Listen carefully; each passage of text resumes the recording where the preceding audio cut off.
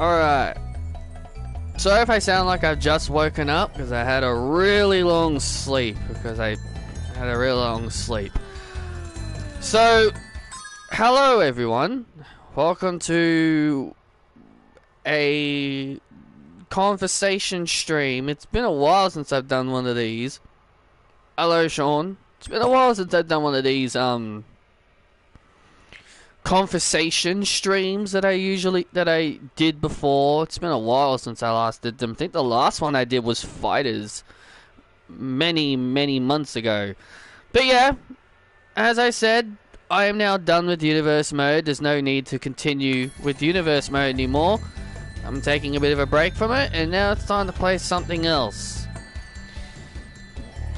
Since this has no effect on the Let's Play story that I got planned on, that I'm currently doing with Spyro, let's just play around on Spyro 1, the first game of the series, the one I actually like. So,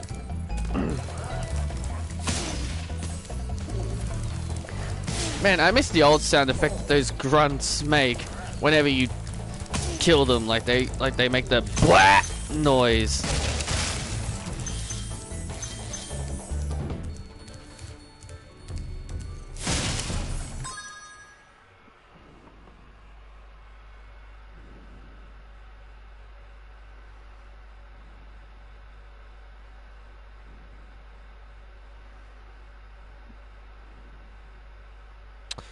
Oh man, really? Are we really having this happen already?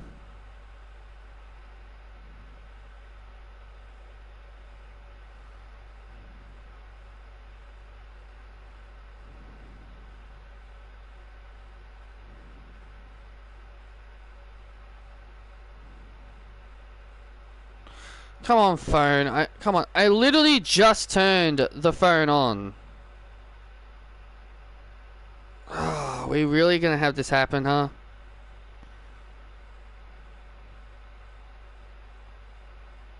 It's probably gonna end up ruining the stream. Thanks a lot.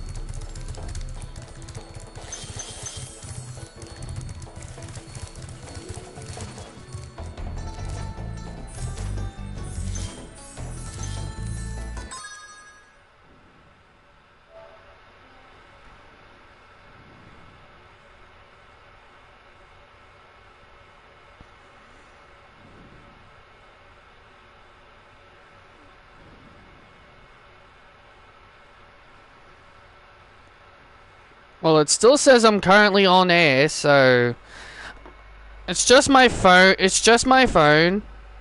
Every now and then it likes to disconnect from my internet every now and then. It's very irritating. It gets super annoying, especially when I'm trying to like do something on my phone. Like it will just randomly disconnect from my internet from time to time.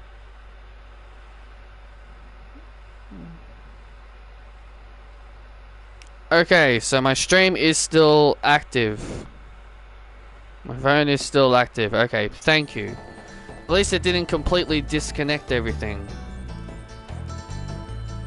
Sorry about this, guys. I'm just making sure my phone is... Sorry about this. I don't know why my phone does that every time I wake up. I don't know why my phone does that. It's so annoying. Yes, I did enjoy my sleep, obviously, because I did enjoy my sleep. And I'm not in the mood. I'm also not in the mood for any of my phone's shenanigans.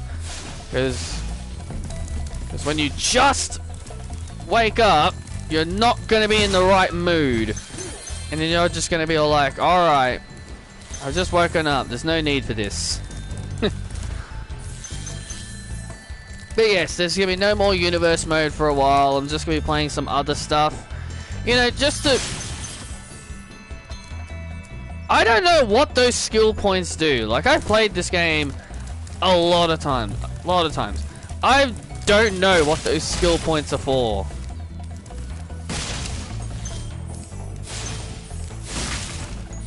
Never figured out what those skill points do. Like, there's nothing here about it.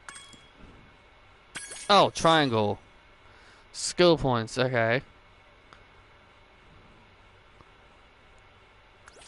Ah.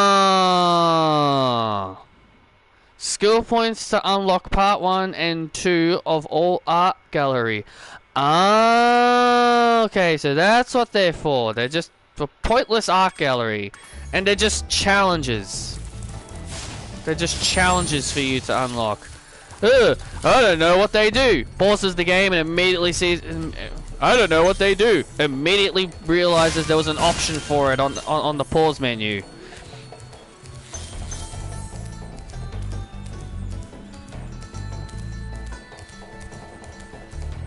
So the basics of Spyro is, well, the basics of the first game, because this is my favorite one I grew up playing on the PS1. A villain by the name of Nasty Nork has kidnapped all the dragons.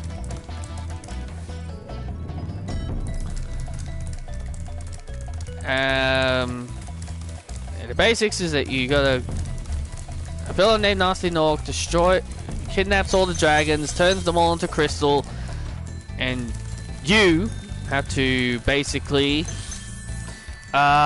save them all, and also get all your gems back, because they took away all your gems as well. Literally anything, man. You could literally talk about anything.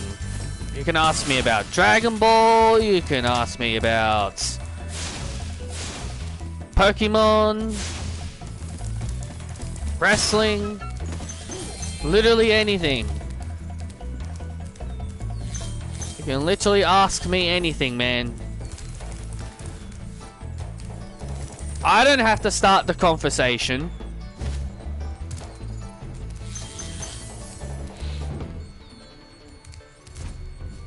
So yeah, you can literally ask me anything.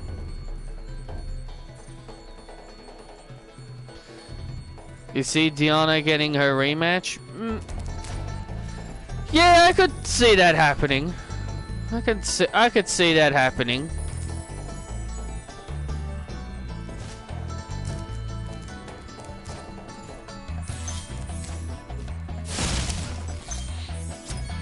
Yay! 100%.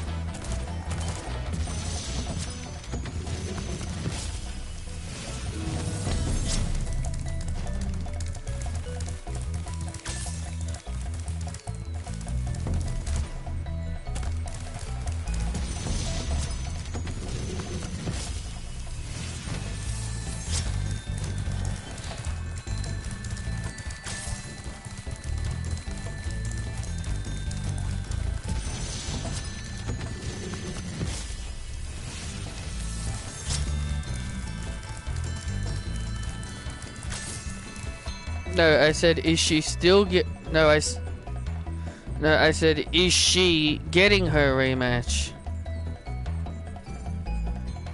I see. Diana Perazzo is... Oh, yeah. Dude, I'm literally just half awake, man. Dude, I'm literally half awake. Well, yeah, of course she's gonna get a rematch. She is the champion. She is the former champion. Thank you for releasing me, Spyro. This is the only dragon you can't skip for some annoying reason. Then find the balloonist. He'll transport you to the next world. What about Nasty Nork? I'm going after him. This is supposed to be the first dragon you're supposed to get. It's supposed to be the first dragon you get, so... There we go. Now we're fully 100% complete. Now we're fully 100% complete because we got all the dragons and gems. A dragon with a mallet. Yep, he is.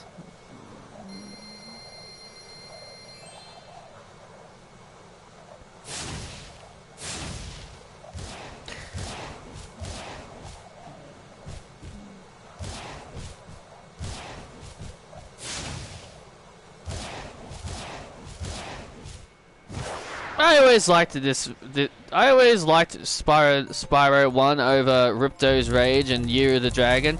Well, it's mainly because I never played the other two, but and I grew up playing this one, and I didn't even know a third and a second game even existed. That's the other problem. I didn't even know a second and third game even happened. I just thought like this was the only one. as a kid. It was the same thing with the Crash Bandicoot series. It was the same thing with the Crash Bandicoot series. I only thought Crash Bandicoot 1 and 2 were the only ones that existed. I never knew about Crash 3 Warped.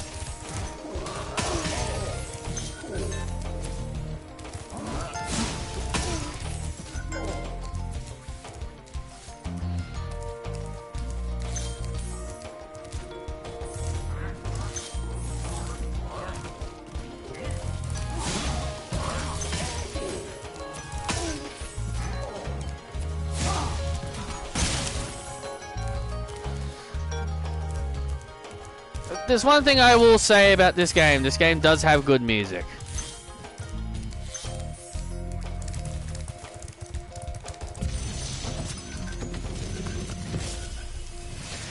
You gotta remember, man, I'm still really half asleep. So if I read something wrong, then don't get mad.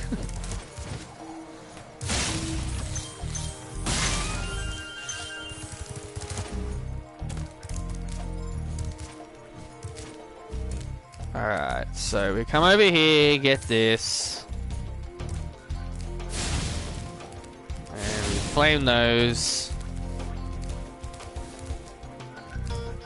Just because, I guess. And then we come down here. Funny thing is, as a kid, I never knew this area existed. Because I guess for some reason I'm just a stupid kid.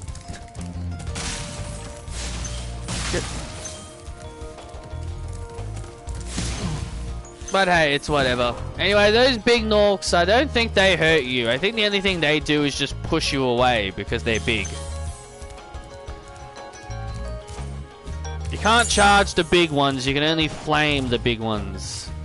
And then the ones with metal you can't flame, you charge. So that's it's very simple and easy concept to understand.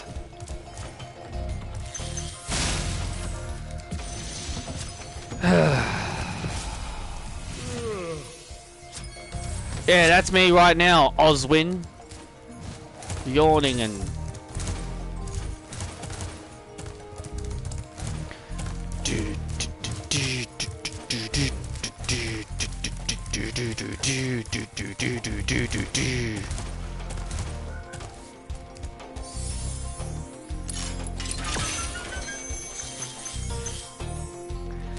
You know, since I literally thought about Dragon Ball just now, because I literally did Imperfect Cell's theme, where are the rest of the treasures? God's sakes, I'm hoping I'm not, God's sakes. Where am I missing some? I know many people might not read the manga, and I don't read the manga. I'm just saying that right now. I don't read it. I've only heard about it through videos I've watched from this guy named Laughing Stock Media. So I find this interesting, right? I know many people don't like the new, I guess, the new alternative telling of Bardock's story. So, oh, treasure chest. So yeah, I know there are some people out there that don't really like the alternative telling of his story because, you know, Super changed it. Super changed it a little bit.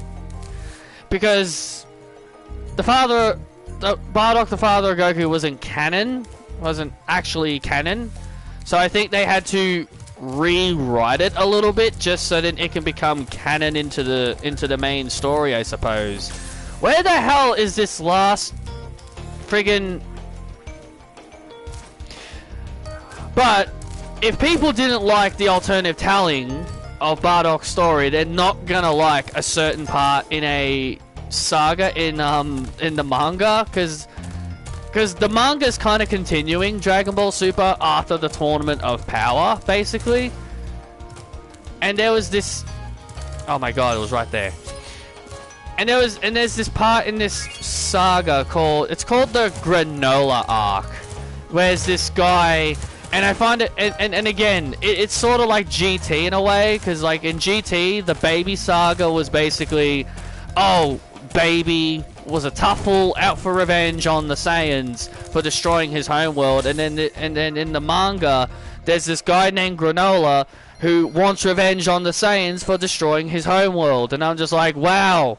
And I'm like, wow, so basically the Baby Saga, but instead it's Super. So I thought to myself, wow, so it's the Baby Saga, but it's just in Super. So this guy becomes obsessed with revenge. And they introduce these characters called the Heaters. The Heaters. And maybe they may be familiar for those who might remember Turles. They might be familiar if you remember Turles. Maybe, not sure, but anyway, the point is that throughout the story, because I was watching someone talking about the saga, reviewing it through the eyes of the manga, Vegeta unlocks this new form. He unlocks a new form because he didn't want to lose control like how Goku did. Because Goku unlocked Ultra Instinct by, you gotta surrender control, and Vegeta didn't want to do that, and we know he didn't want to do that even in the anime, because he said he wouldn't lose control, because that's not the man who he is. So Beerus shows him a new way to gain power, and that's before creation comes destruction. Basically trains Vegeta to possibly become a future god of destruction down the road in the future. So they could be teasing Vegeta as god of destruction in the near future. So Vegeta unlocks this new form. People in the community gave it the name Ultra Ego. That's the name they gave it. And he has like similar hair to Goku Black's Super Saiyan Rose. Ultra Ego Vegeta, yeah. And he basically has the same color hair as Goku Black. Like kind of pinkish purple. Kind of like pinkish purple. Right? So, I hope you guys are following. So it's sort of like a pinkish purple hair, because I've seen pictures of it. So his hair is pretty much similar to like Goku Black with Goku Black. And that's the new form Beerus teaches him. And again, I want to bring this up that people might not like the alternative story. During Beerus's discussion with Vegeta, Vegeta still holds a grudge for what Frieza did to Vegeta's homeworld when he destroyed planet Vegeta. And as Vegeta is still telling his story, Beerus then turns around and then tells him, he says, oh, by the way, it wasn't free. Like, you want to know the truth? You want to know the truth about what happened to your homeworld? And then Vegeta says, yeah. And he says, Frieza didn't destroy your home planet because he wanted to. He said, I was the one who instructed him to go destroy Vegeta's planet Vegeta. He's like, I was the one who told him to. I gave him direct orders to destroy planet Vegeta, and this gets Vegeta pissed. This gets Vegeta very, very pissed off, obviously. So, the first thing that might come to your mind is, wait, some of you may be thinking to yourselves, did they ever tease this? Did they ever tease that Beerus actually told Frieza to destroy it? They kinda did. There was actually one little part in Super they actually sort of mentioned it, where it was in the Resurrection of F, where Whis says, like, wait until Vegeta finds out the truth of what happened to planet Vegeta, and then Beerus says, keep that under wraps. So again, some people may not like this. Some people may think, oh, Frieza destroyed it. And then people may not like that they added on by saying, oh, by adding on that Beerus said that Beerus told Frieza to do it. So that's one part. So that's like the first half of the whole thing. So again, it's very weird that some people may not like that they have Beerus basically say, oh, I was the one who told Frieza to do it. Because even Frieza fears Beerus. Like, literally, even Frieza fears Beerus, so I could probably see that. I can kind of see it making sense. I saw that Frieza Black is stronger than Ultra Instinct Goku. Yeah, he is.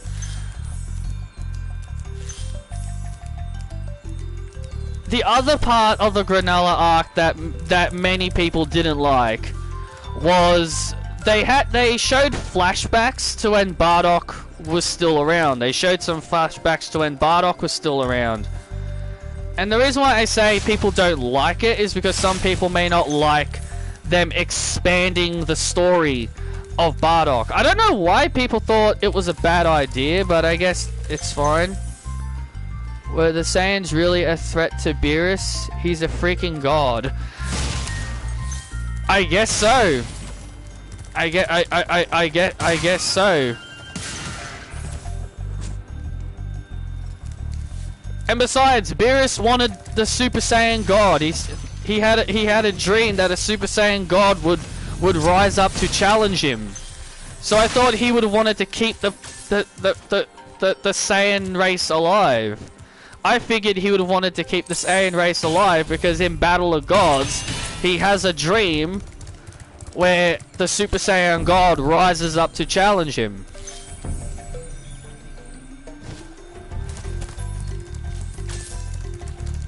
So again, when people hear that, people will be thinking, why was Beerus afraid of the Saiyan race? He's a literal god. So to many people that might not make a whole lot of sense. So let's explain the other half. Again, so this Granola guy is now out for revenge on the Saiyans for what they did to his homeworld, and they're trying to tell him that Saiyans aren't bad people anymore. And then the other alternative telling was when they showed a lot of flashbacks to when Bardock was still around, and conveniently on Granola's homeworld, on Granola's home planet, conveniently they had their own set of Dragon Balls. Like really tiny ones. They're like really tiny.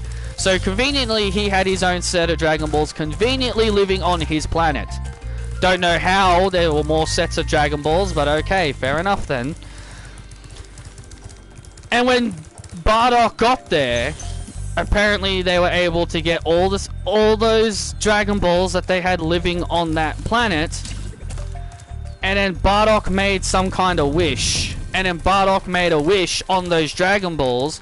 And the wish on those Dragon Balls was that he wished for his sons to be alive and well and remain healthy.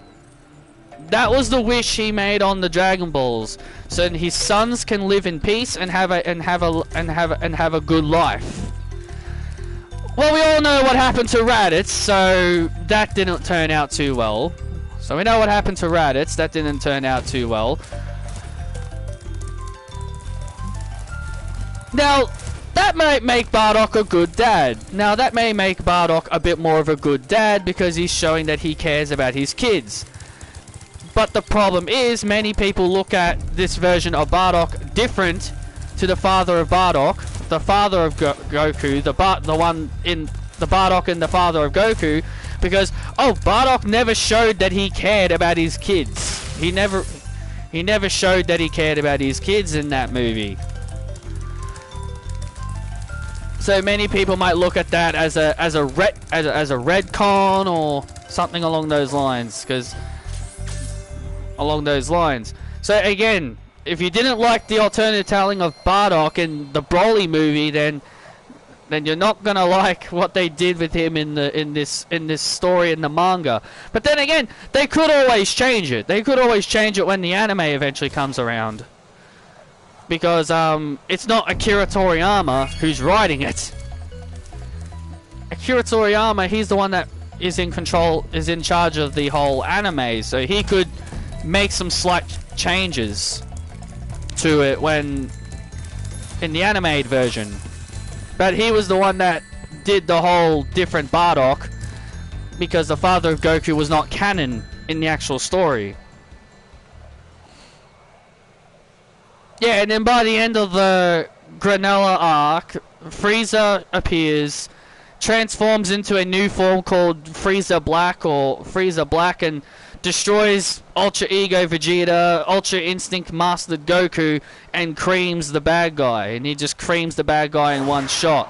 All in one blow. So, that's basically how the whole storyline of that ends in the whole manga. I have to really see it in anime form to really give my full opinion, because again, I don't read the manga. Some people prefer the manga over the anime. Because here's the thing. Like, one other thing that I did find interesting was that the Tournament of Power was completely different in the manga. People said that the Tournament of Power was really different.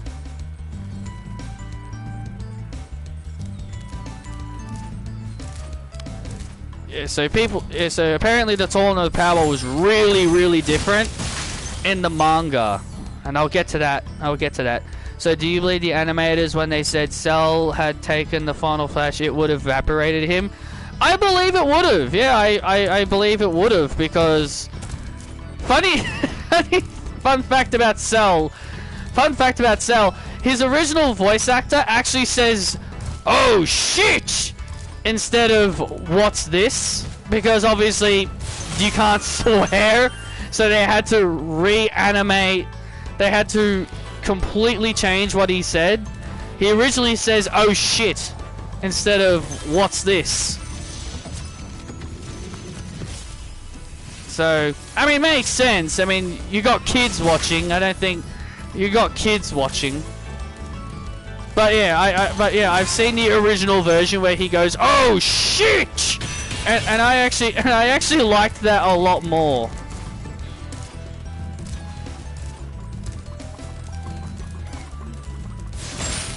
But yeah, one of the major differences in the Tournament of Power, I'll quickly talk about that since I was on that discussion. In the anime, Goku fights Kefla, Caulifla, and Kale the Fusion. In the anime, we see Goku fighting Kefla in the anime, but for some reason in the manga, they had Gohan fight her. They had Gohan fight her in the manga, which I thought was interesting. They had Gohan fight her.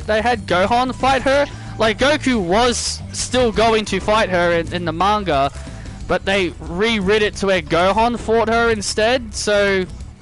And the match ends in a tie. And the match ends in a tie where they both get eliminated. So they both, like, fall out of the ring. Like, they beat each other up to the point where they just fall out of the ring.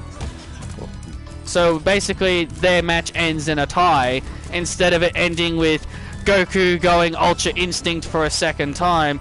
Oh my god, come on, get up there. Come on, Spyro, get up there. So the manga did, like, one Ultra Instinct less. Ugh. Because in the anime, it does it 3 times. Goku does it the first time against Jiren by complete accident. He does it the second time against Kefla, and then he does it again against. Then he does it again against Jiren and masters it. Oh, you.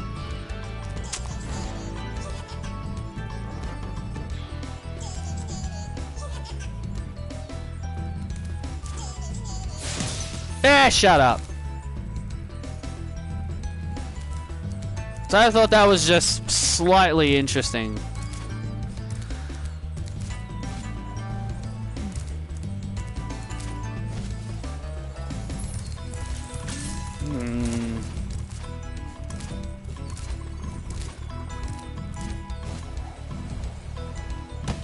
Ah, gee whiz, man. That jump is way easier in the PS1. So according to the animes, Vegeta's final flash would have killed Cell if he didn't dodge it.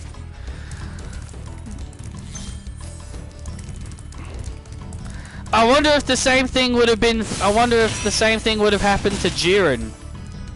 Like if he didn't avoid Vegeta's final flash, like would have it been enough to actually take him out of the whole tournament? But Jiren is a completely different beast than to Cell.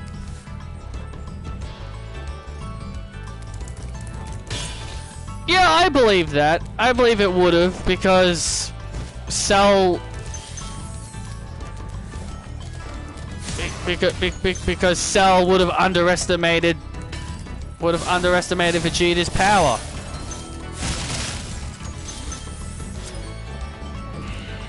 And if that would have happened, then no Cell games.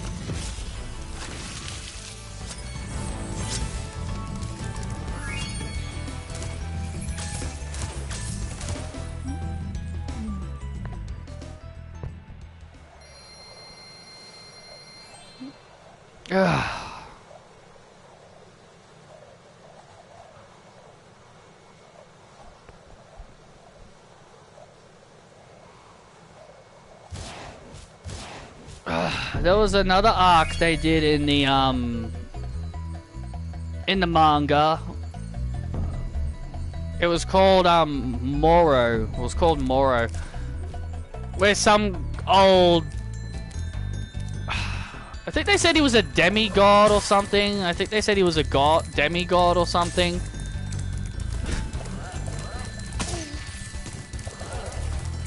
I heard a little bit about that one. Alright, it's boss time.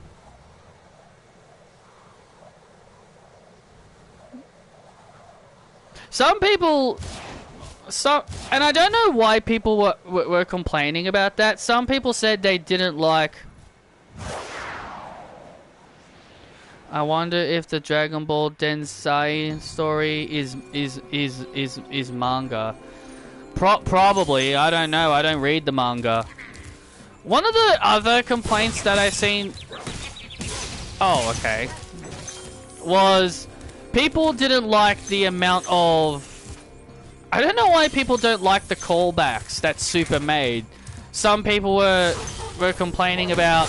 Oh, they didn't like the callbacks they did. Like, they didn't like how... Oh, man, they were making Jiren basically another Cell because... Vegeta did the final flash like he did on Cell.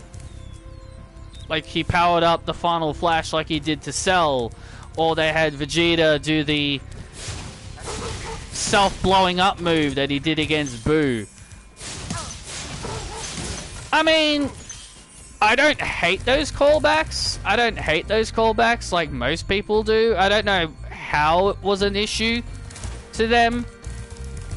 It's not like they were trying to recreate them. It's not like they were trying to recreate those moments and make them better than the original.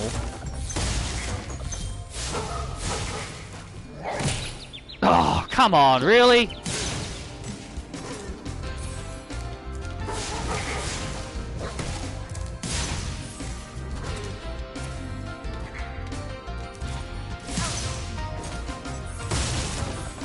Those dogs know how to friggin' jump.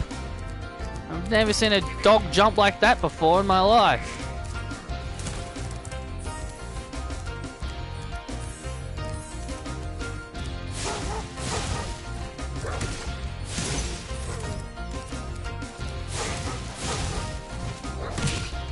Oh, come on.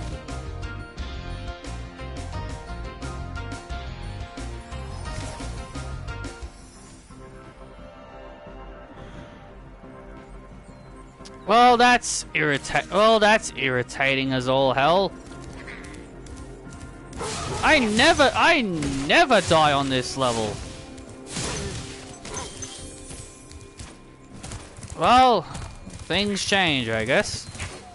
Whoop.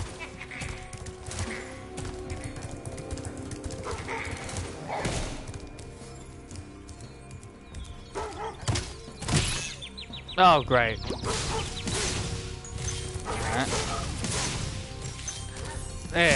There we go. That's much better.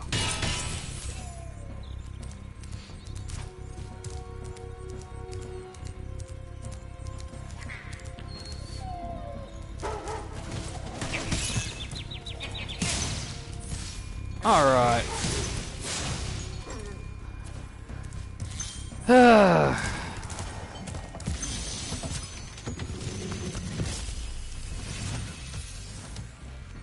Nasty Nork has put one of his most devious henchmen in charge of the artisan world. Yeah, okay, sir. I was not going to play this. I was actually going to boot up Crash Bandicoot 4, but for some reason my PS4 wouldn't load the game for some weird reason.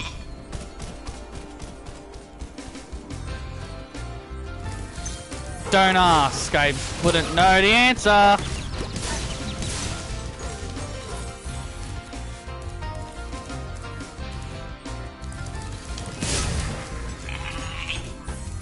Sheep.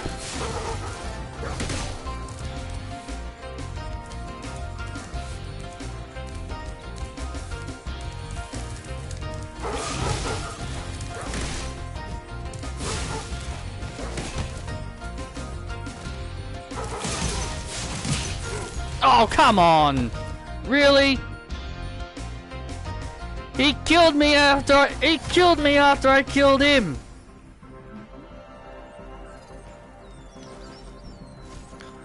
So like I'm taking you with me kind of deal.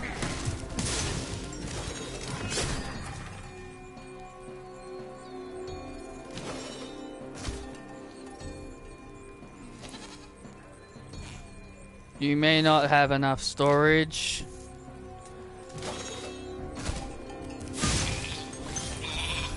I think the disc just struggled. I think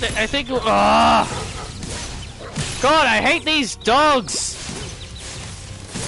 Jesus, I hate these freaking dogs, man. God, I've never been so annoyed at this game before. Jeez. These bloody dogs are cheap.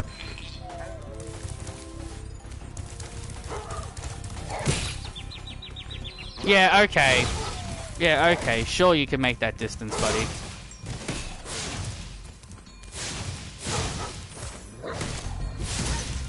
Get out of here.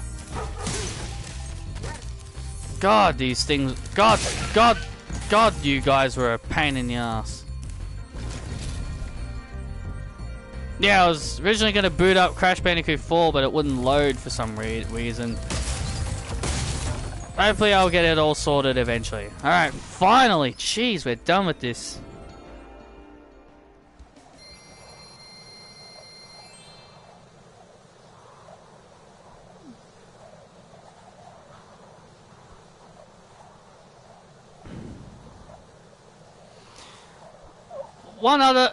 One other complaint that a lot of people made about Dragon Ball Super, I more look at it as an improvement or as a fix than as a retcon, because I saw a lot of people complain about it and I was thinking to myself, how is that a retcon? This is actually more the anime fixing an unanswered question.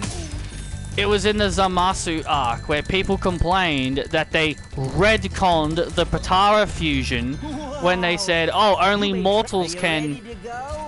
When they said, oh, they reduced the timer on Vegito because they were like, oh, like they retconned it because they said that it was permanent. That's not entirely true. That is not entirely true. We saw Vegito defuse in Boo's body. We saw him defuse in Boo's body. If the fusion was indeed permanent, then Vegito would not have defused in Boo's body. And here's the funny thing. Goku never asked the Elder Kai why they defused. When they were about to battle Kid Buu, they recommended them to use the fusion earrings again.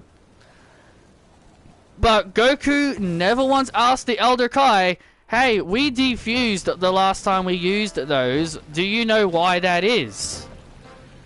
So they never asked the Supreme Kai or the Elder Kai why they defused. So they basically gave us an explanation to why they defused. I see it as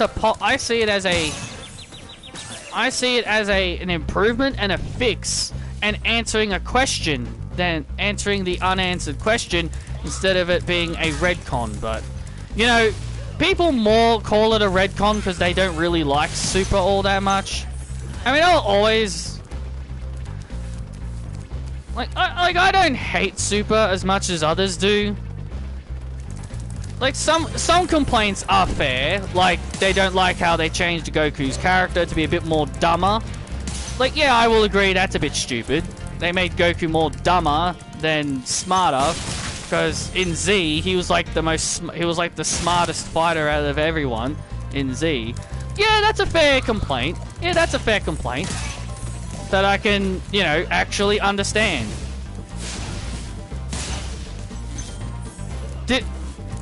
Yes, retelling the Battle of Gods movie and Resurrection of F wasn't necessary.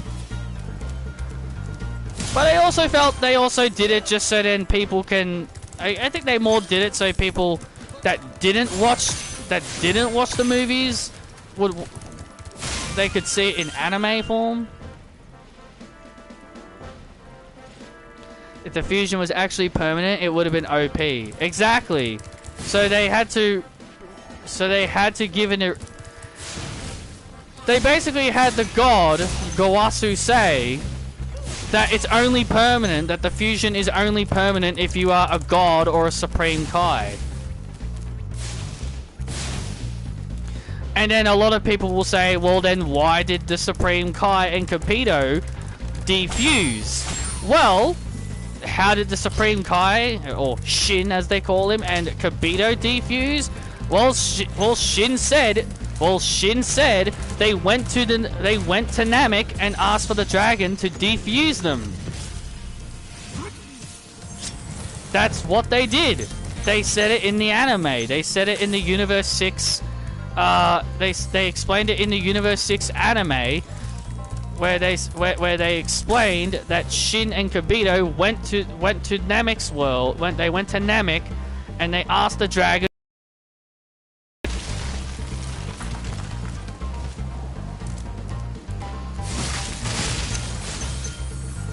So it would have been. So it was permanent for Kabuto as his fusion was. So it was permanent for the Supreme Kai because he's a Supreme Kai.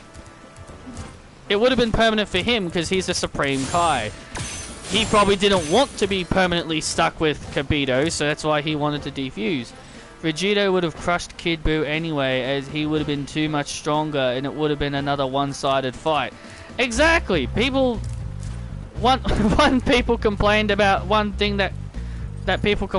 the Buu saga was like, oh, there was too many one-sided fights. Like, there was way too many one-sided fights.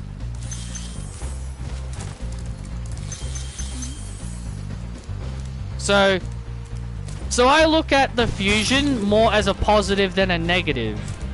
Did you really want to see Vegito just straight up cream Zamasu? Did people just want to see Vegito just straight up cream Zamasu in like 2 shots or something? And it wasn't really about Vegito. The Zamasu stuff was more about Trunks.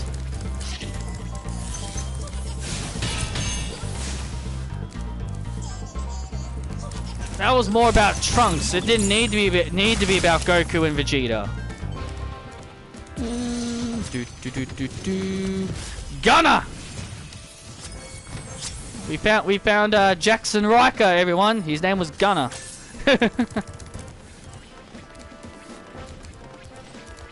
Fun fact, that was his previous ring name before that. Get out of here.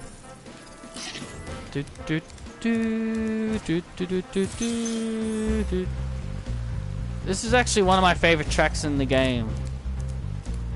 You guys don't care about that. Anyway, oh god, this jump's gonna be annoying. Yes, okay, thank god. That usually takes a lot longer. That jump's a lot harder than it made it. I love it whenever I say something's hard, but then it becomes easy. Oh, I say this is hard, but then it becomes easier. Or when I say something's easier, then it becomes harder, which is... It's just a good old hijinks, I guess.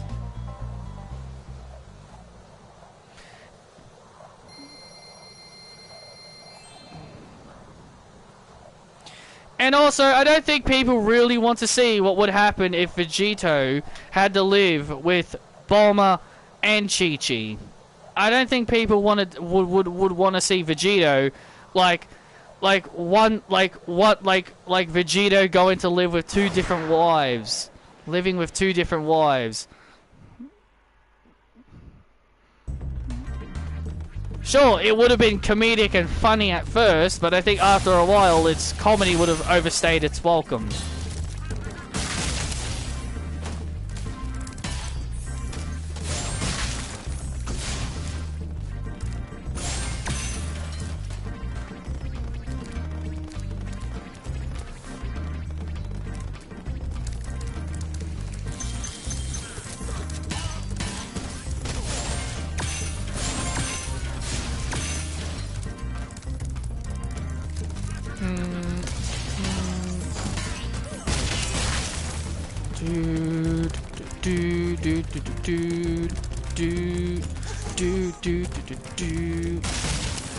Come here! Oh man.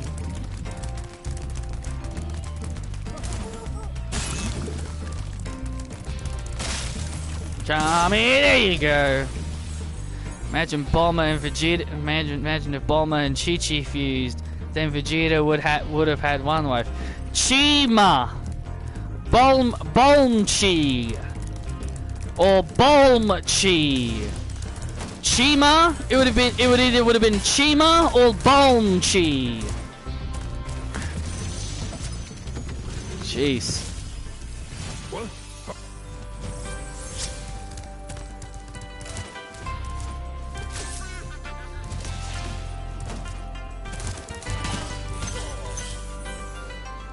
And then Trunks, and then Trunks would have had to, then Trunks would have to stay at would have to live with Goten. Then Trunks would have to live with Goten.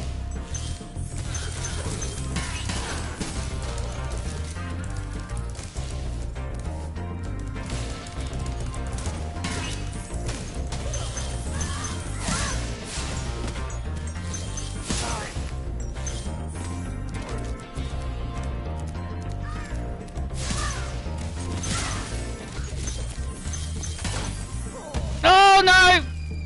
Oh, you piece of crap. I just wanted to kill the enemy, and of course I slid off the ledge. God damn you, Spyro, why can't you use your claws to climb up? You're a dragon, you've got claws. You can climb in the other bloody game. You can frickin' climb in Spyro too. Jeez. Get out of here.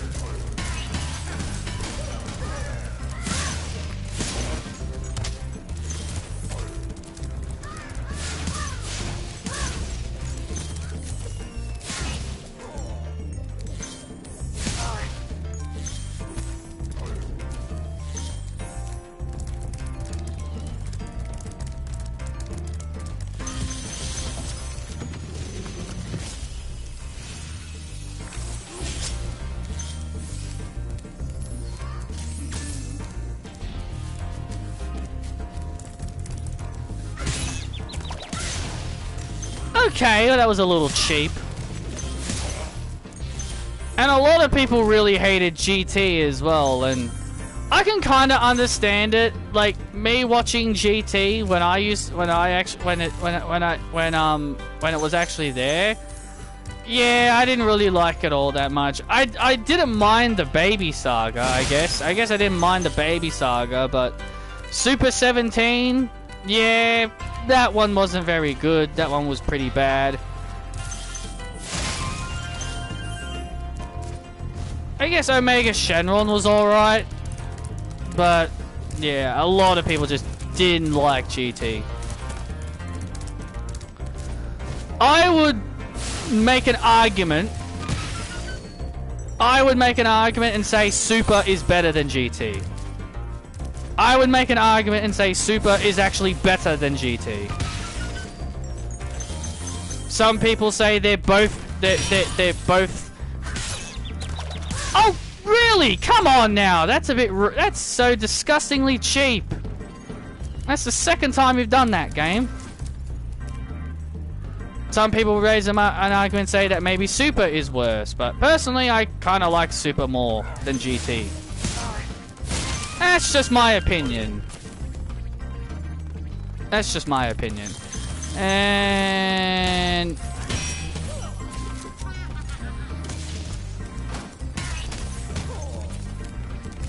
We're gonna have any more cheap attacks today? Huh? We're gonna have any more cheap shots today?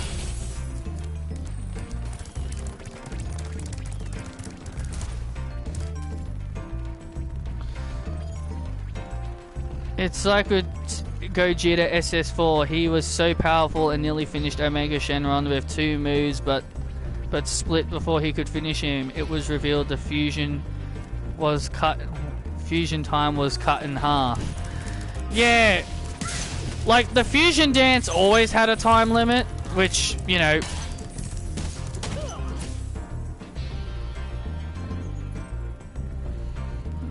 because Goku and Vegeta were too strong when they fused. Yeah, because I know Elder Kai said it for the Patara, but he told but Bird Brain. I know he said it for the Patara, but he if you transform into a Super Saiyan, if you fuse while you're in a Super Saiyan transformation, you'll become way too overpowered. And you'll become way too strong and you won't be able to power down. And again, I know he said that for the earrings, but clearly that became a problem with the fusion dance as well. Which is why Gotenks did the dance without going Super Saiyan, and then he did the Super Saiyan transformations.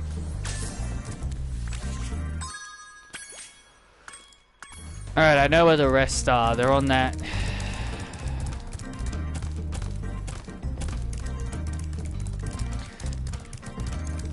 And they also did the same thing to Vegito in Super as well, by saying that, oh, he put out too much power and therefore he used up too much power and that's why his fusion was cut short.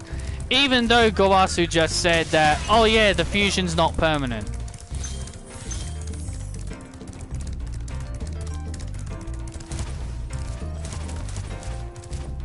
Okay, but here's the other thing.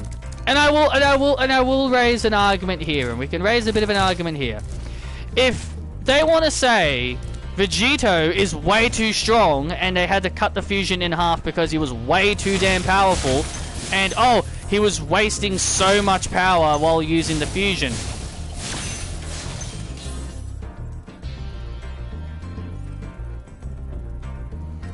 So let's look at this. Let's look at this then. Let's take a look at this, for example.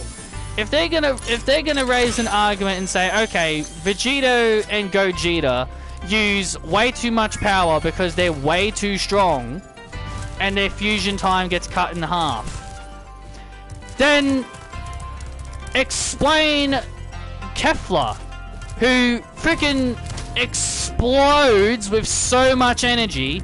She unleashes, like, so much in Super.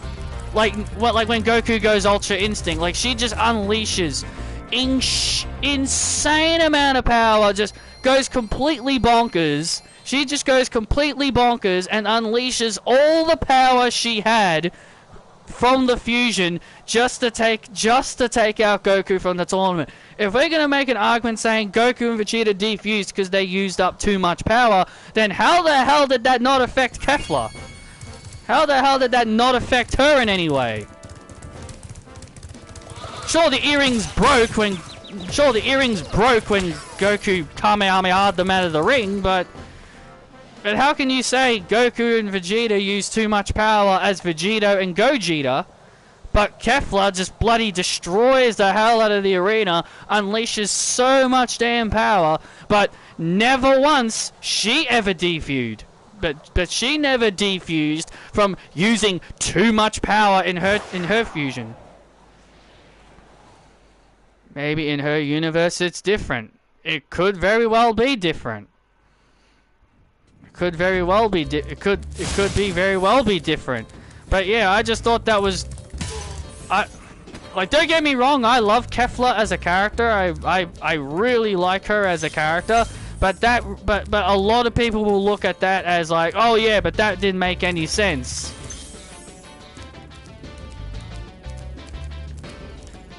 I can only imagine Kefla's reaction to Vegito. Or Vegito! Boo! As how he says it in the as he says it in the Zamasu saga. Since Caulifla's obsessed with power, she wanted to go straight to Super Saiyan Blue when she saw Goku do it.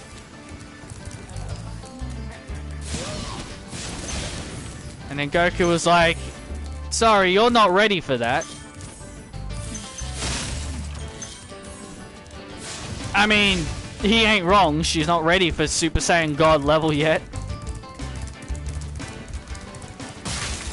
Considering how insanely strong she is, she could probably take on Champa. She could probably take on Champa, considering how strong she is. Champa is Universe 6's god.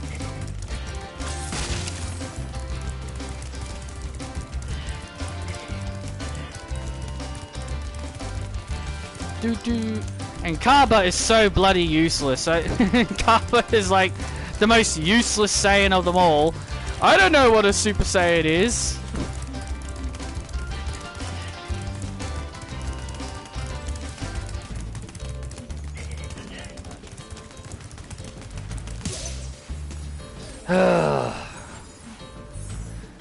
I know, I'm probably making you all dizzy. I'm probably making everyone dizzy, running around in circles.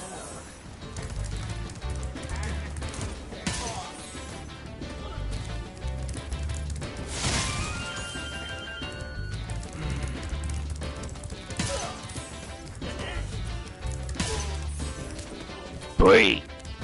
Pow.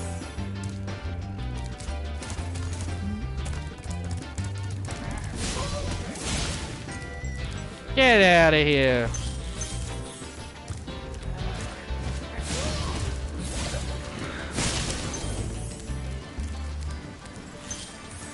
When you told me Raquel Rodriguez's nickname was Big Mama Cool, I couldn't help but to laugh.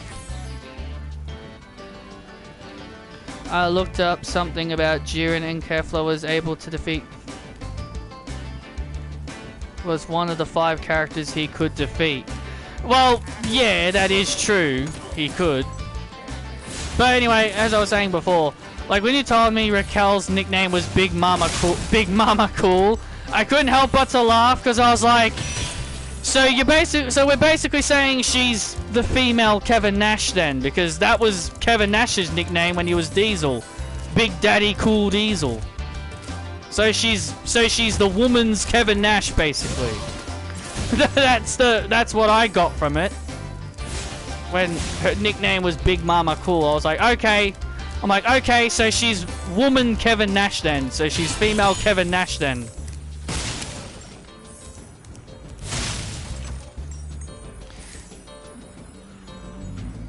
Beerus, Vegito, Beast Gohan, and Frieza Black were on the list of ones he couldn't defeat. Beerus is an interesting case because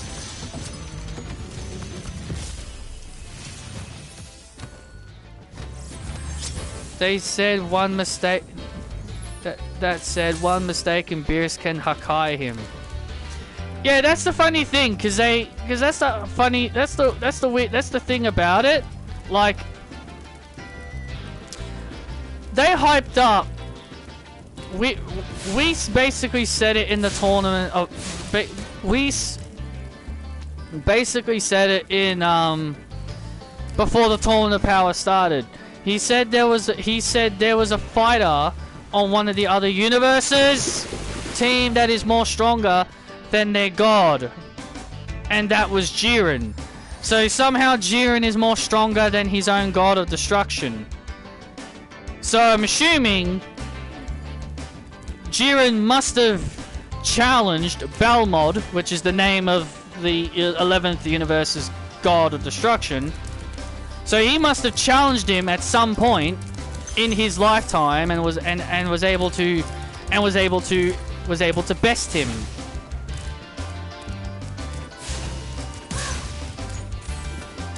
But being stronger than your universe's god, is that... can we really consider that a compliment nowadays? Goku and Vegeta might eat... Many could raise the argument saying Goku and Vegeta are already stronger than Beerus. I mean, with Ultra Instinct and Ultra Ego now, surely they'd be way stronger than Beerus. And Black Frieza? He'd be stronger than Beerus. But then again, but as you said, Beerus can Hakai people, so he can just easily Hakai any threat out of existence. So really, his Hakai is the one thing you just gotta watch out for.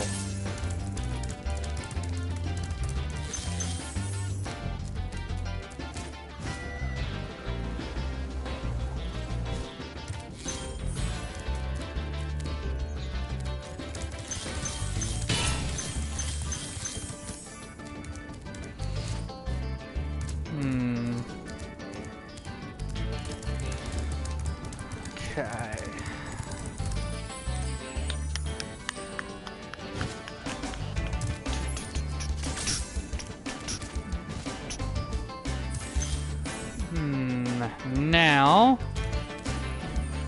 Now this is where this level really begins to get a bit more confusing, because you gotta. This is where this level begins to get a little bit more confusing, because now you gotta go out of your way to reach.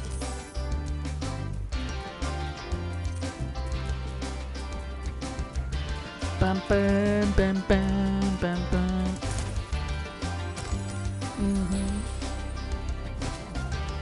And this is why I've got the original track playing.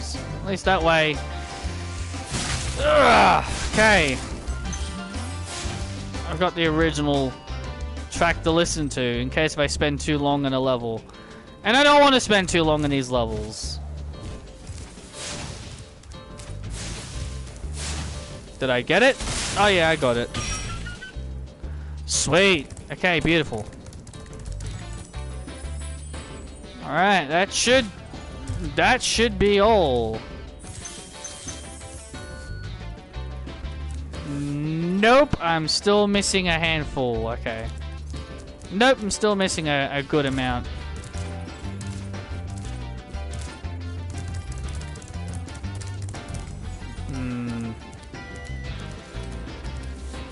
Oh, there's some over there. I can see them.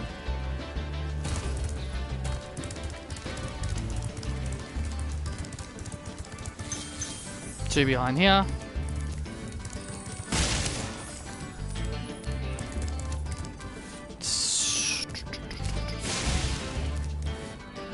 Just when you think you've got them all, then the game's just like, oh yeah, you haven't got. Oh, I haven't got them all just yet.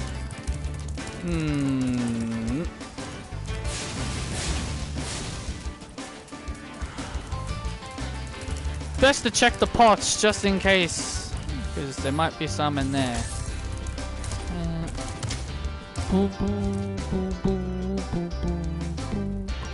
Okay. Yeah, I do think Jiren could beat Kefla, because Kefla would get too cocky. She would get way too cocky. She'd get way too arrogant, and then she would just do the same thing crap she did against Goku, and then Jiren would just blast her away. Jiren was stronger than Kale because he was able to blast her away in one move in the Tournament of Power. Just because she can unleash her inner Broly doesn't mean just because she can unleash her inner Broly doesn't mean she can be stronger than someone.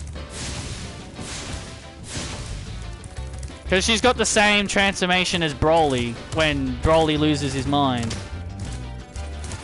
Alright, I've checked all the pots and I don't think there's... Alright, I've checked all the pots. All the pots are done, so clearly I'm missing... There's something I'm clearly missing here.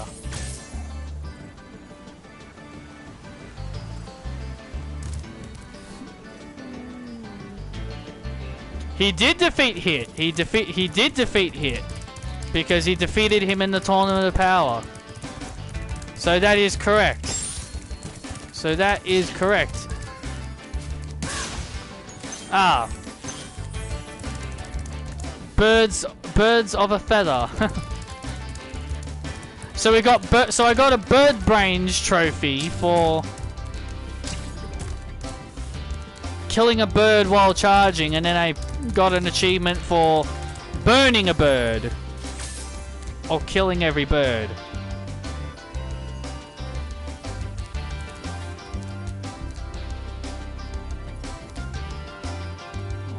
Where are the rest? Did I miss any back there?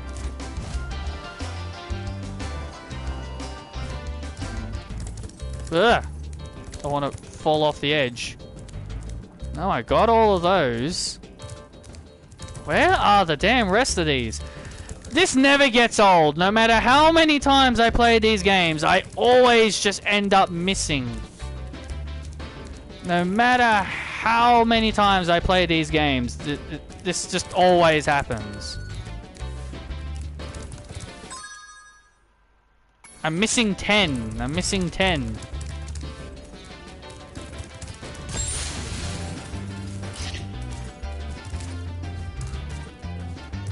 I'm missing 10.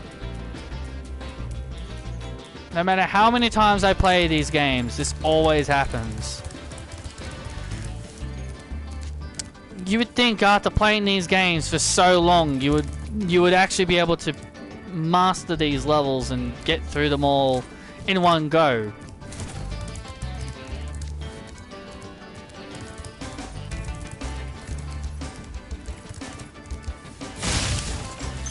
There was 2 back here. Okay. They were well hidden, so I guess I'll give it that. Alright. There we go, finally. Alright, we're out of here.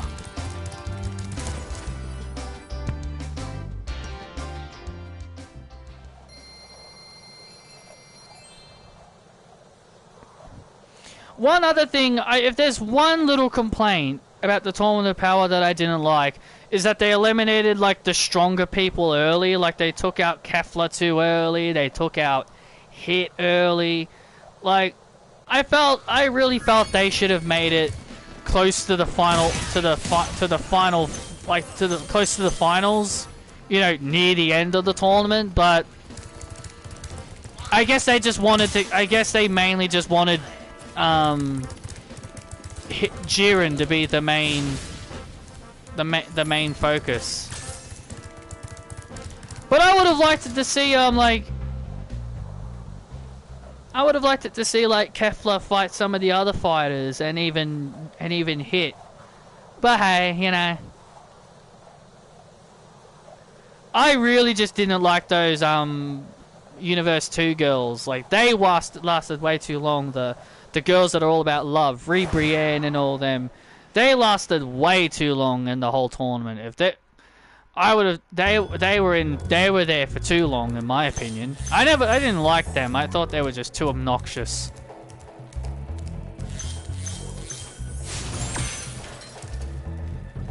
There should be like a video on YouTube somewhere. There should be like a video on YouTube somewhere.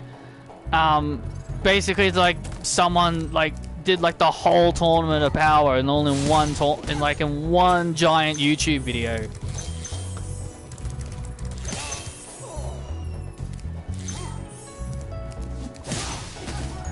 No, you don't.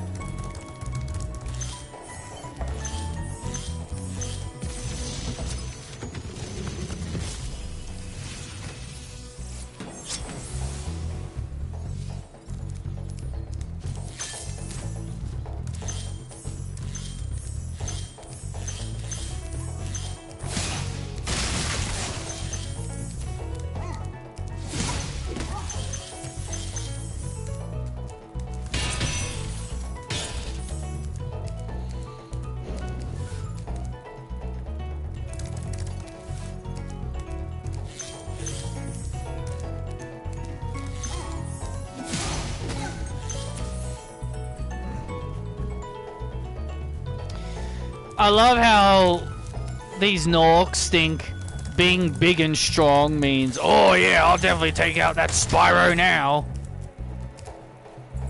Oh yeah, look at me, I've got muscles. I've got muscles. Spyro's not gonna stop me now. And then burns them like, oh, crud.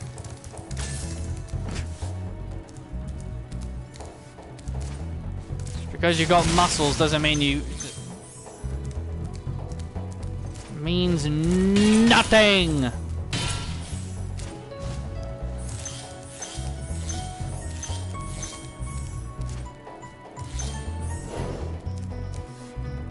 Alright, so we gotta come back here later. The key is like literally right down there. But let's go this way.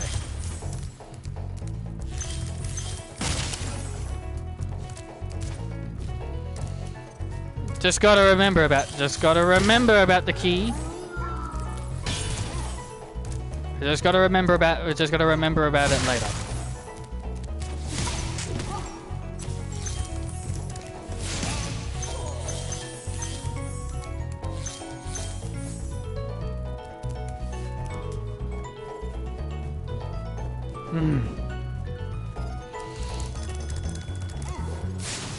So yeah, on YouTube, they released a 10-minute clip of the new Pokemon anime. They're calling it Pokemon Horizons.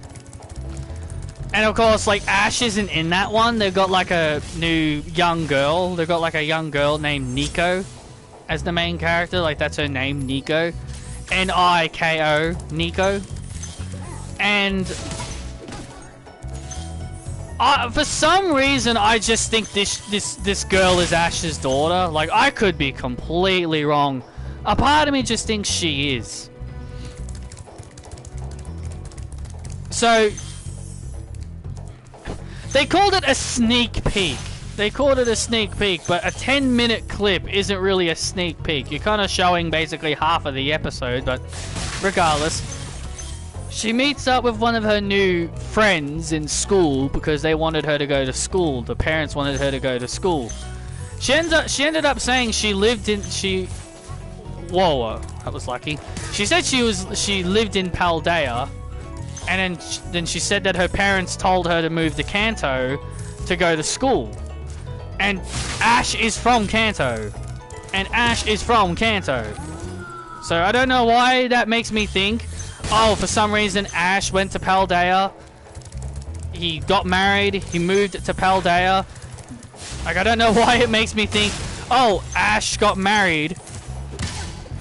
Ash got married, and then oh man, I almost ran off the cliff.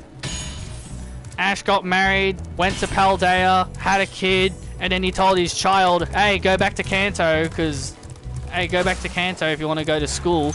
I mean, friggin' Paldea has its own school. I friggin' played Scarlet and Violet, which that's Paldea. They've got two schools there. Ah, shit. Why did I go that way? That was so stupid. They have two schools there in Paldea. So why tell your child to go to another region? That's what makes me think this girl is Ash's kid, because that's what makes me think it's Ash's kid. Again, I could just be completely wrong, And they might end up revealing that, oh, she's not Ash's daughter, and then I look like an idiot. It just makes me think she is. And secondly, Ash had problems with Pikachu. If you watch the very first season of Pokemon, Ash had problems with Pikachu. Like, Pikachu was disobeying him, wasn't listening. And what happens to this Nico girl? She gets her first Pokemon, which is a Sprigatito, which is the grass cat from the Paldea region. It's one of the beginner Pokemon from the Paldea region. She gets a Sprigatito as her starter, and what happens? The Sprigatito scratches her in the face and runs away from her, and it runs away from her, and then she has to go chase after it, and then she chases after it because it ran away from her. And I was just like, huh, same thing that happened to Ash. Same thing that happened to Ash. His first Pokemon didn't listen to him. There were just way too many similarities to Ash that happened to her. And that's another reason why I think she's Ash's kid.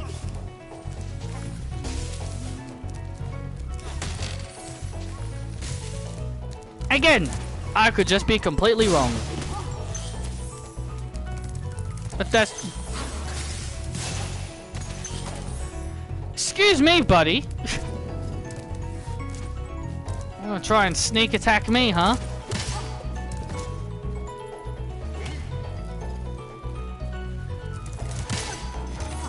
Get out of here.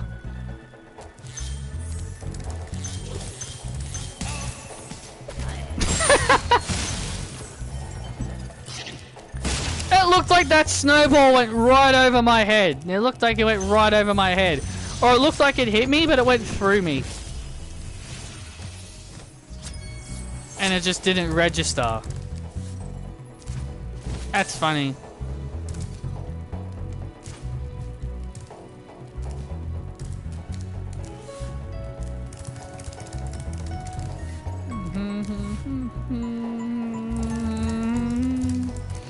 Alright, so... we need to get back to that key.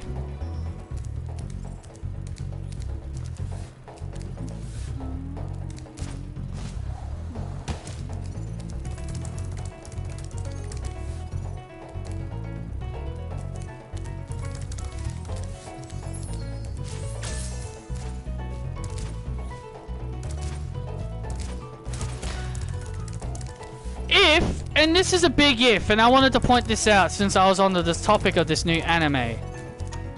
If Nessa appears in that new anime, which I'm really hoping she does, considering she wasn't in Journeys, which is the last anime Ash was in.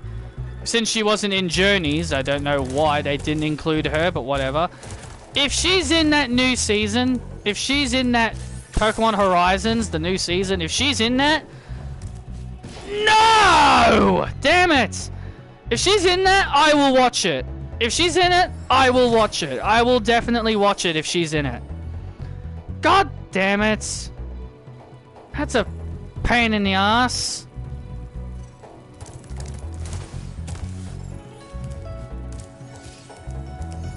I really hope Nessa's in it.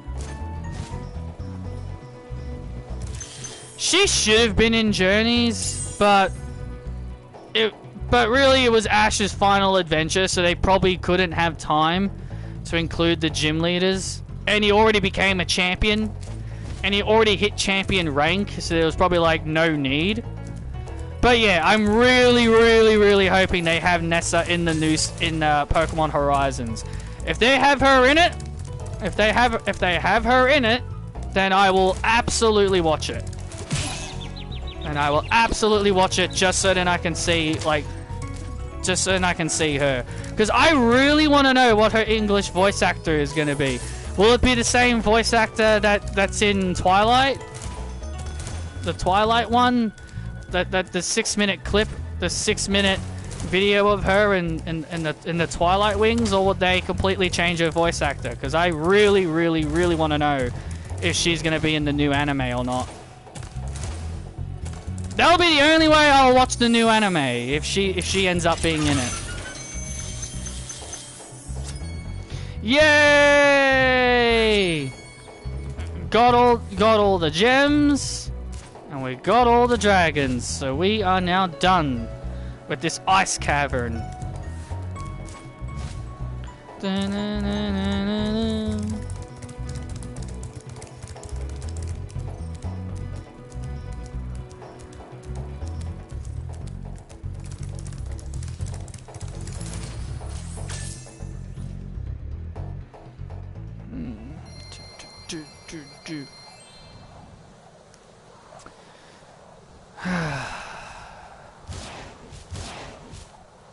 So that's all 3 stages done now. We've now done with all 3 of these stages. So now we've got the boss level.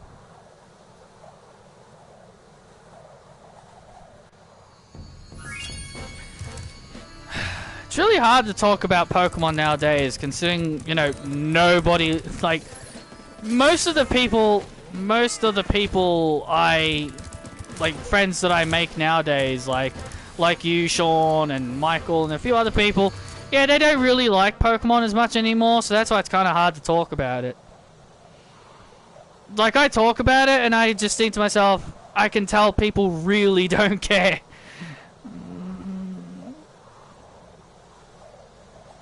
I was more growing up with Yu-Gi-Oh! As a kid. Like, I understand, like, I watched Yu-Gi-Oh! As well. Like, I watched it, like, I wasn't big on Yu-Gi-Oh! As much either, but I did watch it. Like, I watched Dragon Ball, Pokemon, and Yu-Gi-Oh! But I obviously didn't keep watching Yu-Gi-Oh!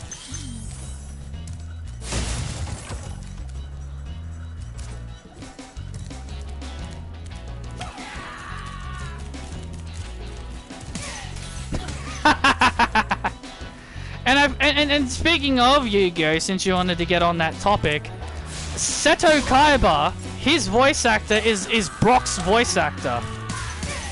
Brock, he has the same voice actor as Brock, the guy that voices Brock in Pokemon. Yeah, that's Seto Kaiba's English dub voice actor. Many people might not know that, but yeah, Seto Kaiba is Brock's voice actor. Run!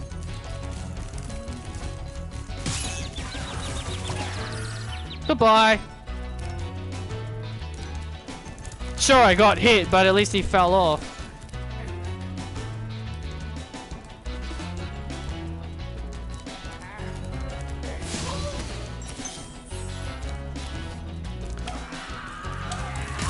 I think I stopped watching after the first series, when they had that guy. God, I can't remember his name. He had white hair. He had long white hair, and he said "Kaba boy." I can't remember his name.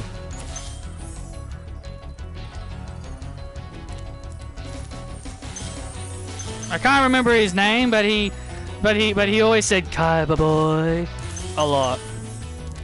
I can't remember his name though. He was like the first main baddie. And he had that ring on his eye. He had a jewel in his eye. I can't remember his name. You might remember. Cause you watched it more than I did. He was the one that started up the whole Yu-Gi-Oh! Card tournament thing.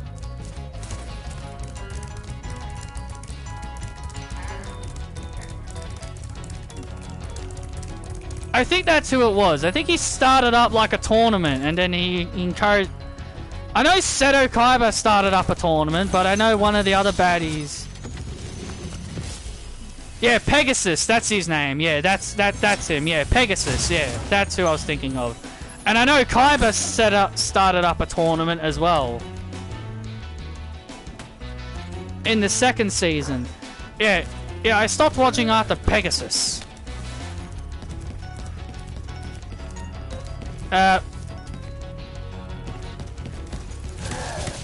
Okay, I've never seen that happen before. I've never seen that happen before.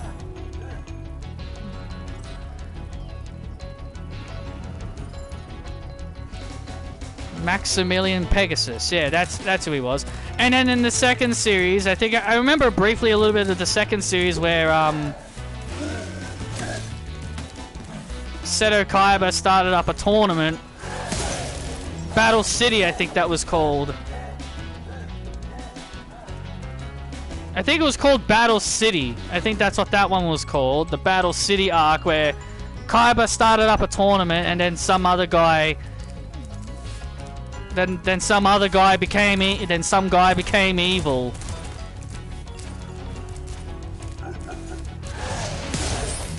Booyah! Boss is dead. Perfect.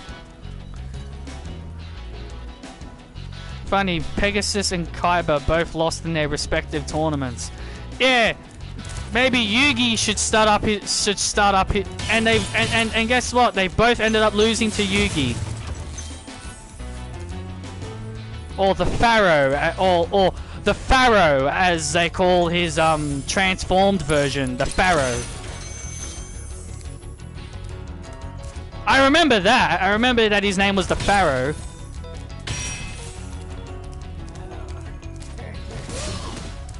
Oh, bugger! I didn't want to fall. I didn't want to fall off the edge.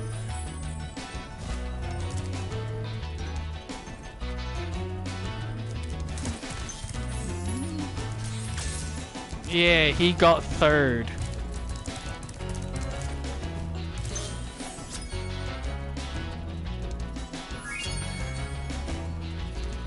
Atem is the Pharaoh's name, yeah. So yeah, like they both started up tournaments, and then the Pharaoh ends up defeating them both. Maybe learn your lesson. Don't start up a tournament when Yugi's around, because you're just gonna end up getting beat by him.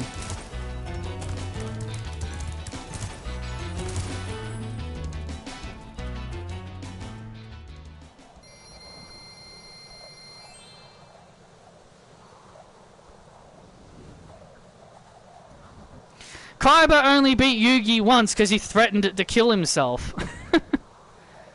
That was the only time he ever beat him. He beat him because he was like, "If you defeat my blue eyes white dragon, I will jump off a cliff." Like, seriously. That's like Vegeta. That's like Vegeta telling Goku, "If you deliver the final blow to me, I will destroy this entire planet." That's like Vegeta saying, "If you deliver the final blow to me, I will destroy your planet." That is really dumb.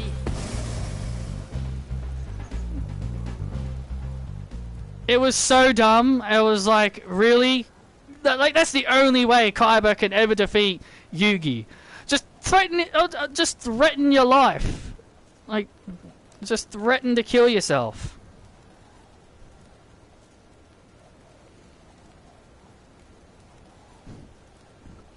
Yeah, Seto Kaiba was the Vegeta in Yu-Gi-Oh! Who was the Krillin? Maybe Joey? Maybe Joey was the Krillin? I know Joey was a bit of an idiot. I remember Joey was a bit of an idiot.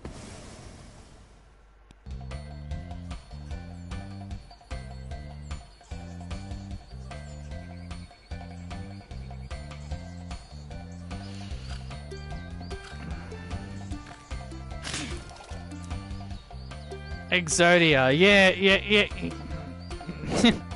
Yeah, it was like an instant, that's like an instant win. That card. That card's like an instant win.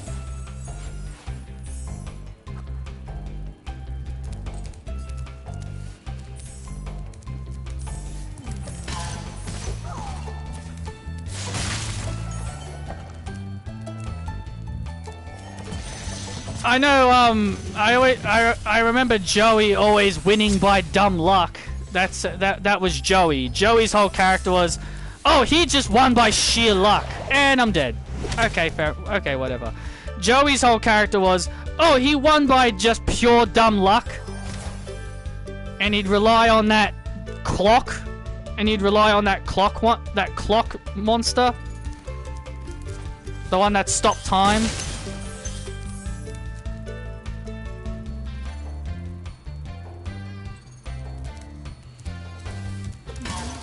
Yeah, a loss is a lot. Yeah, a loss is a loss. Like, even if it is dirty tactics.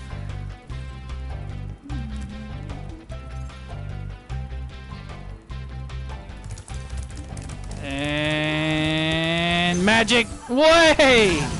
Okay. What the heck happened there?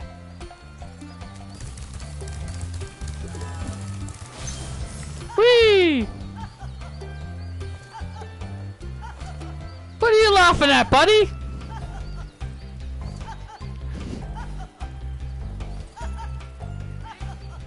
Hey, buddy! You realize I'm up here with you. Stop laughing! I love those wizards. Why are you laughing when I've made it up there with you, you dummy? You dummy! Yeah! Yeah! I forgot the girl's name. I forgot the girl's name. That was always with Yugi. I think her name was Gardenia. Oh, I think that was her name. I can't remember her name. Again, I never watched it as much. So I don't really remember all the characters by heart. Ah, where are you? Prepare to get dizzy!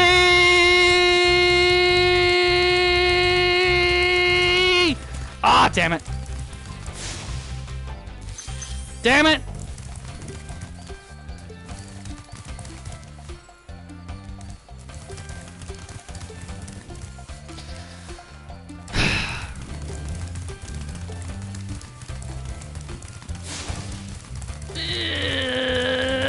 Gotcha!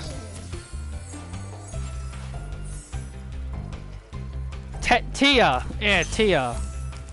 Tia Gardner, yeah.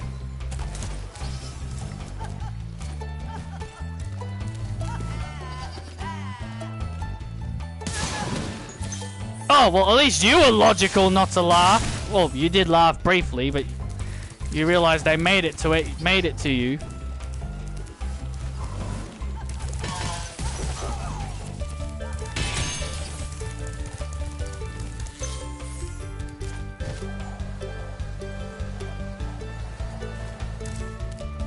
Okay, we need a key. Okay, we need a key.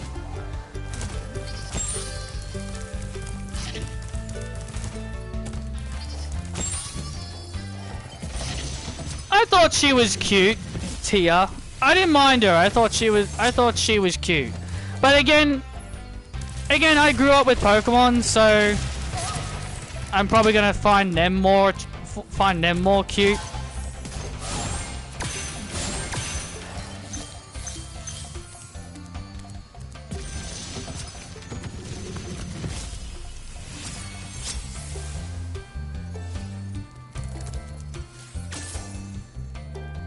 But as I said, I grew out of Pokemon after X and Y, during X and Y, because I don't know what it was about that anime. I just didn't like that one. X and Y was fine. X and Y at least made me enjoy the Pokemon anime. Sun and Moon I watched a little bit of, but not too much of it.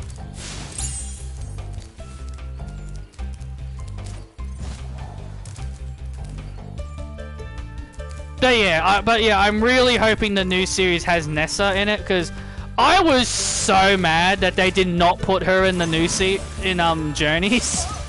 I was so mad they didn't put her in Journeys. Like, it made a shit ton of sense to put her in Journeys, but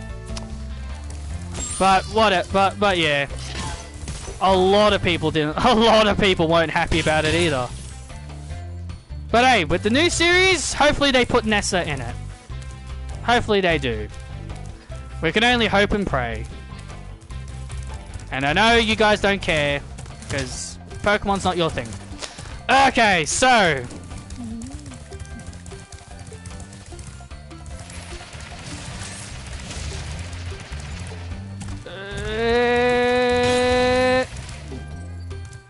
okay, that takes care of that. Alright, so we've got the key. So now we've got to go back to where the key was. Wizard Peak. Bump.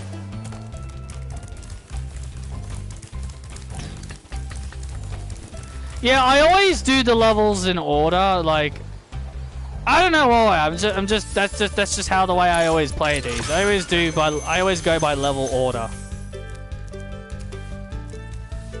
Oh, really? I'm missing another 5? Oh, man. Because it's green, it could be blending into the background. Could be blending into the grass.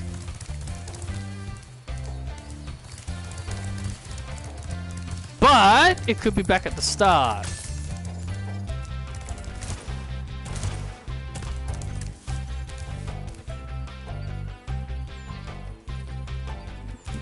No.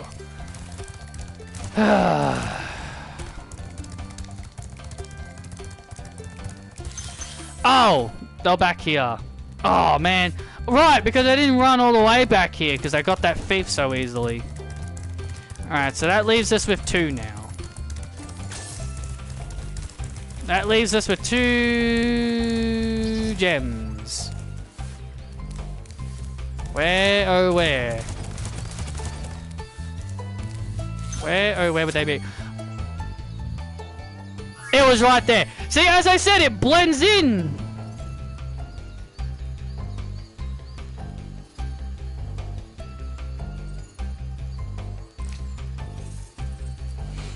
See, it blends into the grass. See, I would not have seen that one. That one blended right into the grass.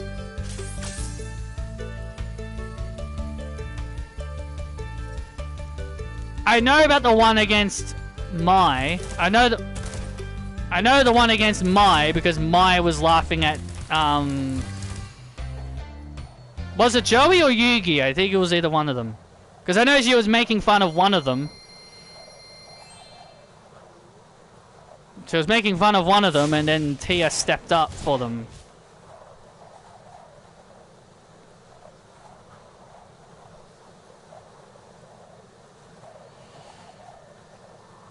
Mai ends up becoming Joey's crush, if I remember correctly.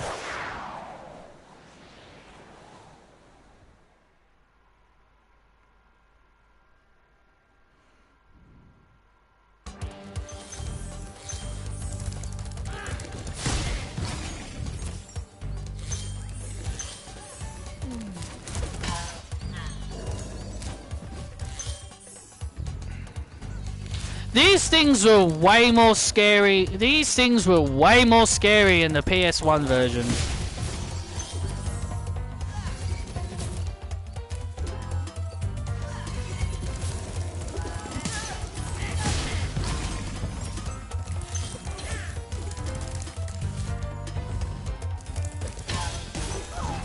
Ow.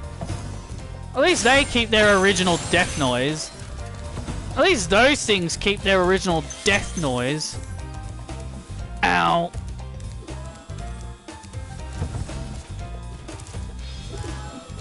Row. How come these things were able to keep their original noises, but the Norks at the start of the game couldn't keep their BLAT noise? It was always so iconic to me. Iconic pose. Zane. Spelt with an E. Zane spelt with an E. Okay.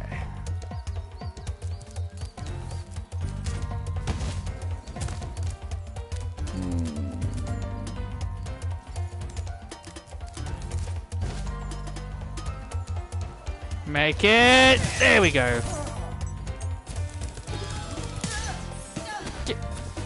Goodbye.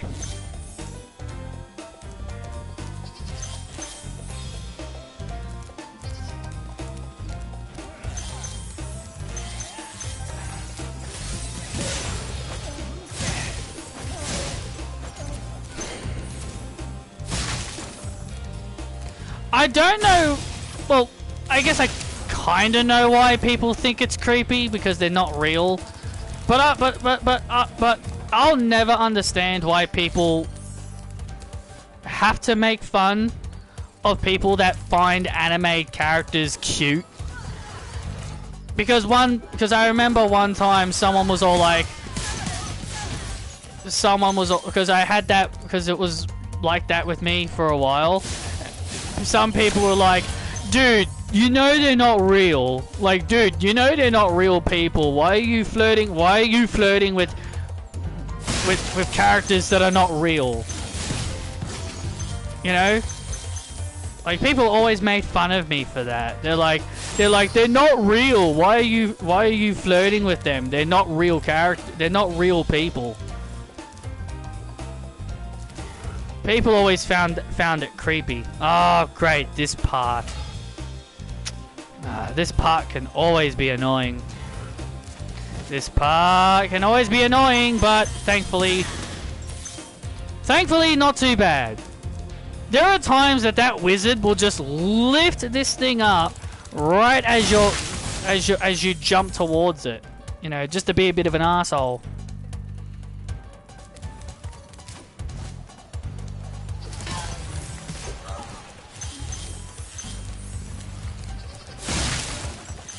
That's why I always try to keep my opinions to myself, because I just know people will just make fun of me for it.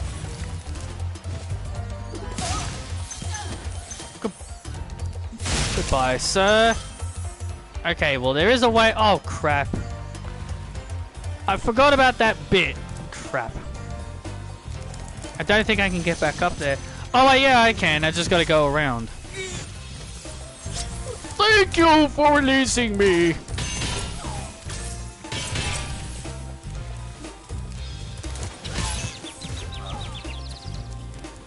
Now that's not fair. Now that's just not fair at all.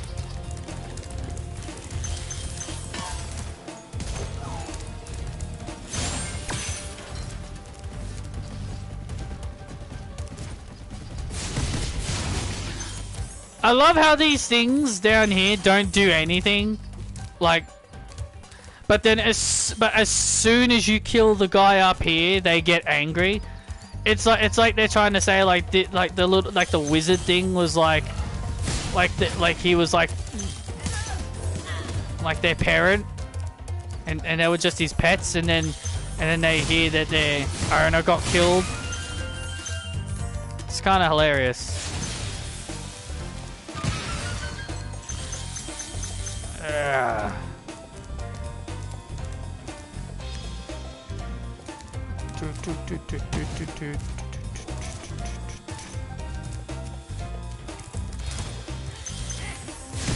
Yeah, again, I don't think these...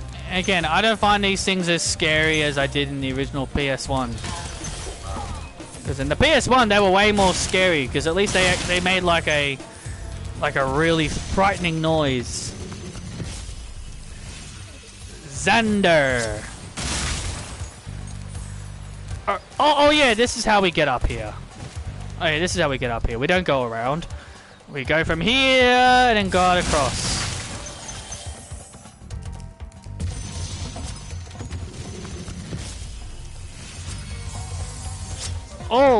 All dragons found. Checkpoint.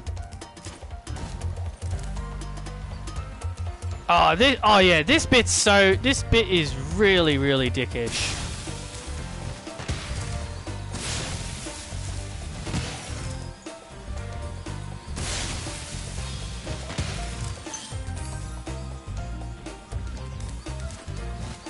Oh. Yeah, because those things explode and you take damage, and you will take damage from it. If you're just standing there, then they'll just knock you off.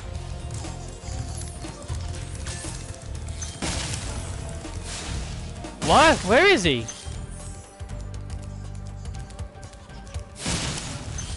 Wait, how the frick did you get up there? I didn't chase you. He must have ran away from me off screen or something. I didn't even go near him. That was weird. Man, I'm discovering a lot of weird things today.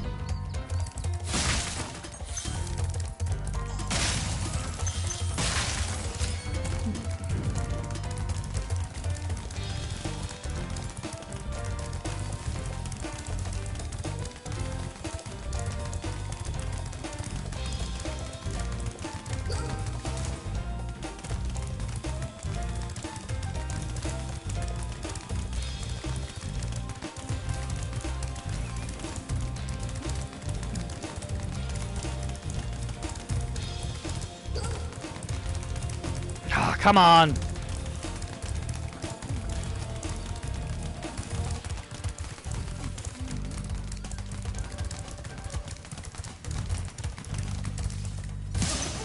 Gotcha.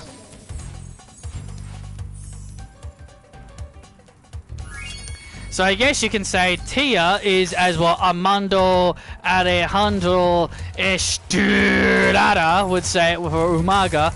So technically Tia is undefeated. Undefeated. Undefeated is how he would say it for Umaga. Does anyone remember that dude? Did anyone know that he actually tried to be a wrestler?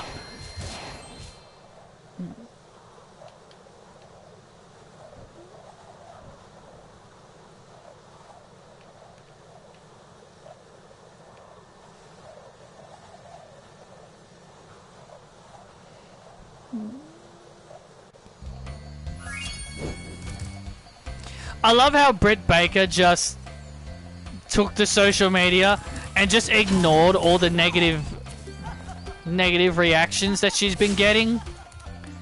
She just took to Twitter and she's just all like, she's all like, oh, you coming on Twitter realizing there's a bunch of trolls, but you focus on yourself or something along those lines. I just thought that was really funny. And I'm just like, oh, good for her. Like, at least she's ignoring it. Like, she's got strong will. One thing about her, at least she's actually got the will to ignore all those idiots.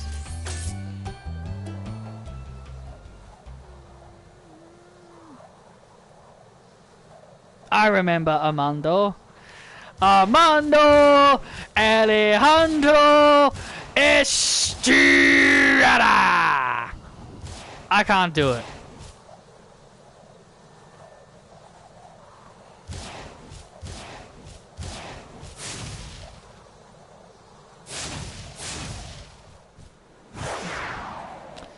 Now we've got the high caves. Oh, I did not like this level as a kid.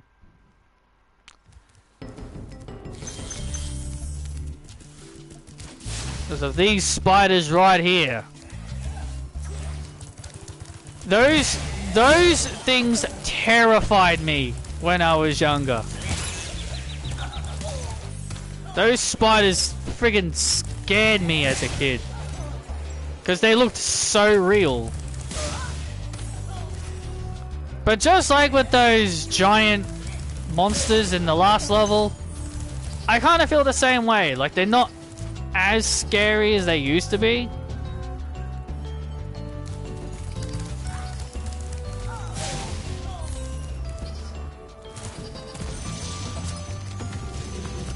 Ugh.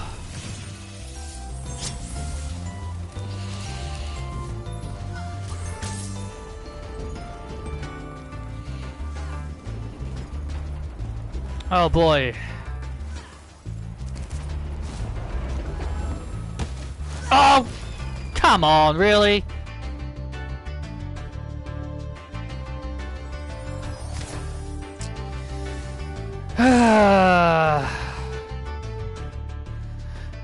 Man, all my deaths have been because of the dumbest of reasons. Every time I've died, it's always been because of the most stupidest of reasons. Either because I haven't made... All my deaths have been because, oh, I didn't jump far enough.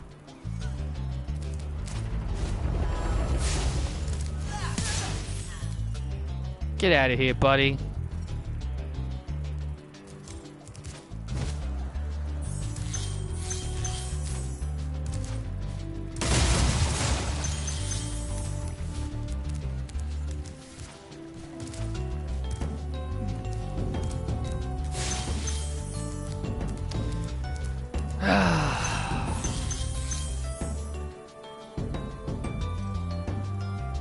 Remember, I had a crush on an alien from Teen Titans, so don't feel bad. I used to watch that show. And I had the same feelings. I thought she was cute.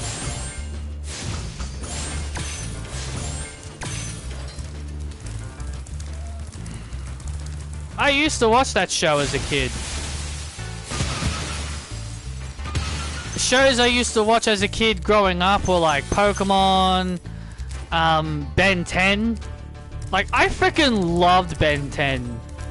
I just always, like, I thought, like, a kid having a watch that turns him into aliens was cool. Very Odd Parents.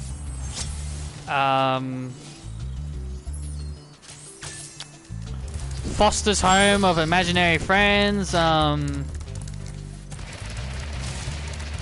My gym partner's a monkey, monkey, monkey, monkey. My gym partner's a monkey, monkey, monkey, monkey. I remember that one. Ah! Bloody spider. I was trying to find you. I was trying to find you, but you...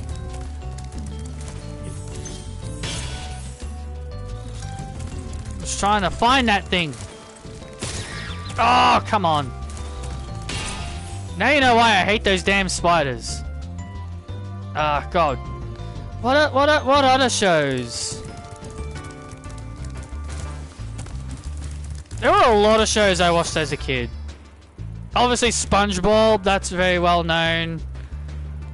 SpongeBob's very well known. I used to watch that. Obviously, Dragon Ball and Pokemon. Just the usual stuff I used to watch. You're bringing back memories, dude. God, what else were there? God,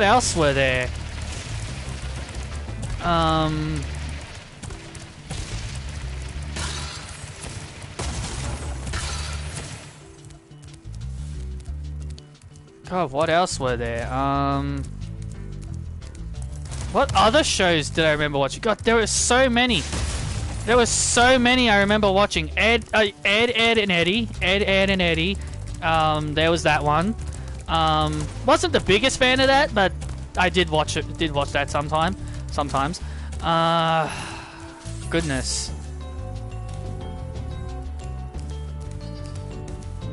Danny Phantom. I remember that was another one I remember. Danny Phantom. I remember that one. That was another one I really liked. Ah, crap. That was another one I really liked. Danny Phantom. That one wasn't... There's just a lot of shows I used to remember watching. I can't remember them all off the top of my head.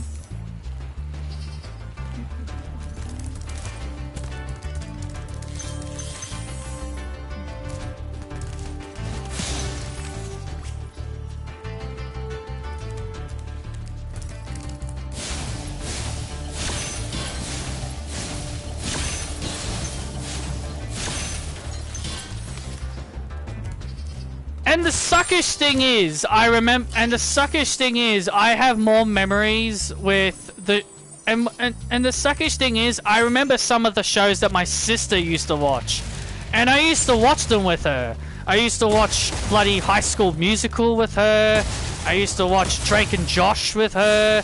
There was a show called... something about Zack and Cody. Hannah Montana. God, there were shows that my sister watched, and I watched those. I remember watching those with my sister. At least, I guess at least I have some memories that I have with my sister.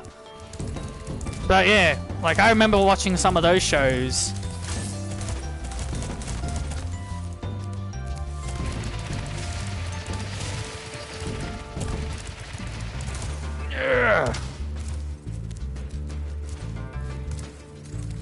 Oh god, okay, that spider is ready to come right on me as soon as I chase him. Run! Run away from the evil spider.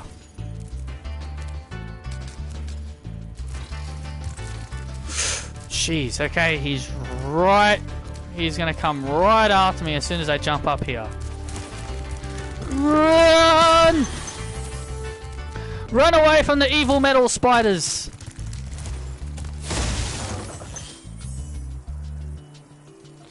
I remember watching Danny, Phantom, Fairy Odd Parents, SpongeBob, Zim, Cat Dog, Teen Titans, Drake and Josh, Ned's Discovery, iCarly. Cat Dog, I remember. Zoe 101 rings a bell. Zoe 101 rings a bell. That definitely rings a bell. That one definitely rings a bell. There was another one. Drake and Josh, yeah, I remember watching that with my sister.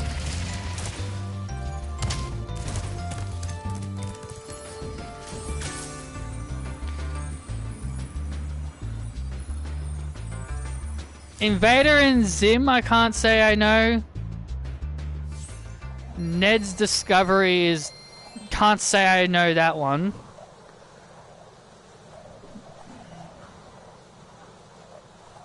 What? Okay. Sorry, that was just my mum.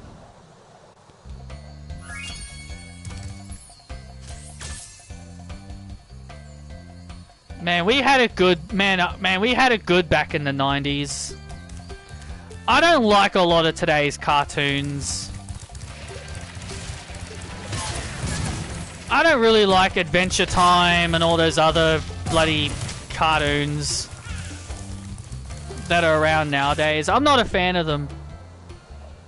It might be because I'm older, but man, I'm not a fan of Adventure Time and all those other cartoons that exist.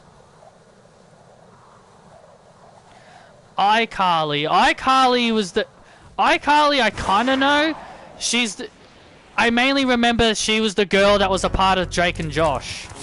That's all I remember of iCarly. She was like the young girl that was the daughter or the sister that was in Drake and Josh. Like, that's really all I know about iCarly. It was the same girl that was in Drake and Josh. Oh, jeez, how did I avoid that?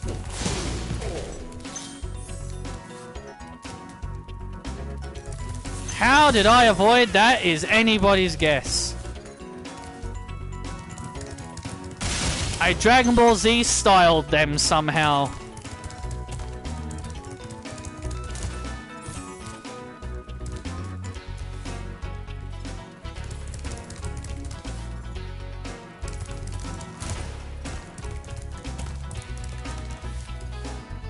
Oh yeah, another show I just remembered was Jimmy Neutron.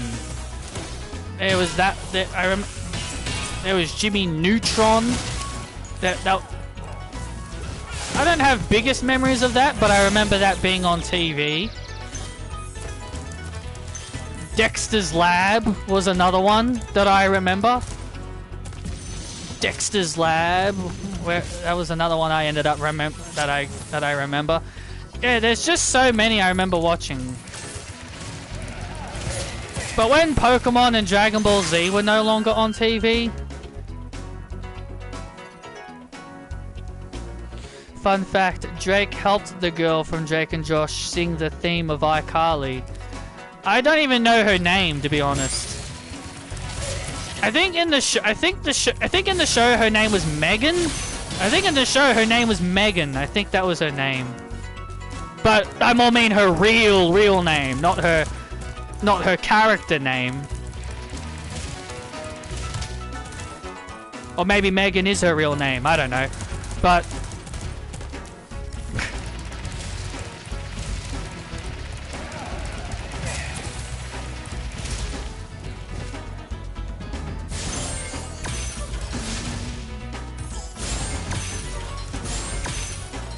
well, that was nice of him, I guess.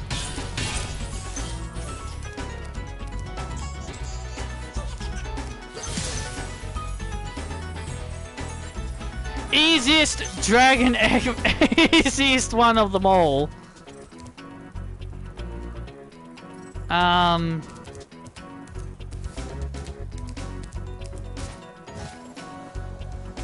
yeah, when Pokemon and Dragon Ball Z were no longer on, Ben 10 was the one show I remember watching a lot. I just loved Ben 10. I never... Like, I just thought it was really cool. I just thought like a kid having an Omnitrix watch and turning into cool monsters. I just always thought that was just super cool. And fun fact about me and that watch, my mother actually once bought me one. I remember once having one as a kid. I remember once my mother bought me one.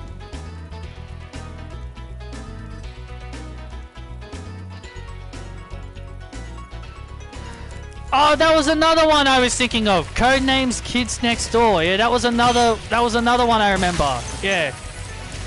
Yeah, that was another one of those shows I was trying to remember. I just couldn't remember it. I just couldn't remember the name. Ben 10 I loved as a kid. Like, Ben 10 was one of those shows I actually really kept watching.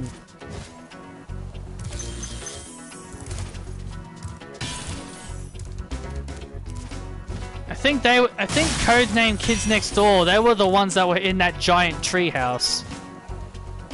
I think that was the show that they lived in a giant treehouse, I think. Because I remembered the treehouse. Like, I remembered, like, there was a show called... I remember there was a show where kids were in a treehouse, and I remember that show. I think that was the one you just said. Oh. Yeah, Jimmy Neutron, I remember. Dexter's Lab, yeah. Ben 10, yeah. I loved Ben 10. I own one of the DVDs. I've got one of the DVDs of the Ben 10 series. I've got season 1 in my house. I've actually got season 1 in my house on my shelf. That's how much I liked it. I own the first series.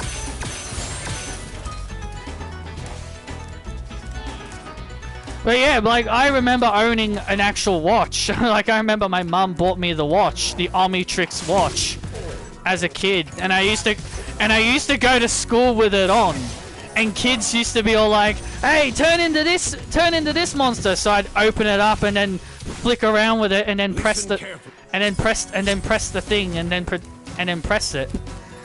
Like, kids thought it was cool that I had one. A lot of kids in my class thought it was cool that I had one. I don't have it anymore, unfortunately. I don't have it anymore, unfortunately. But yeah, that was really cool. I thought it was really cool that I actually had it. It would have been very valuable. What was it?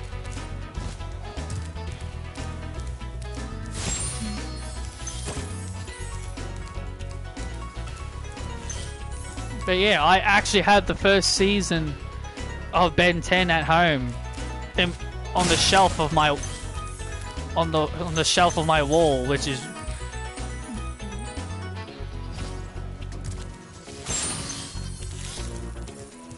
I even remember watching like Miley Cyrus's Hannah Montana show. My sister loved watching that. My sister watched the hell out of that show.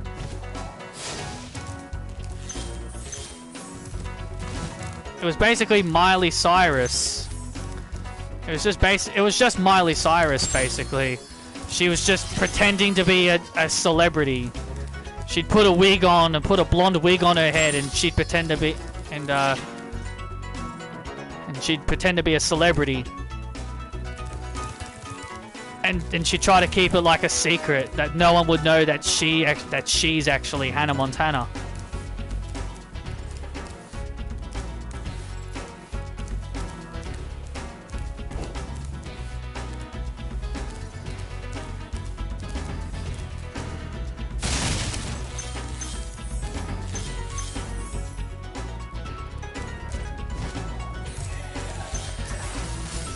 No, you don't.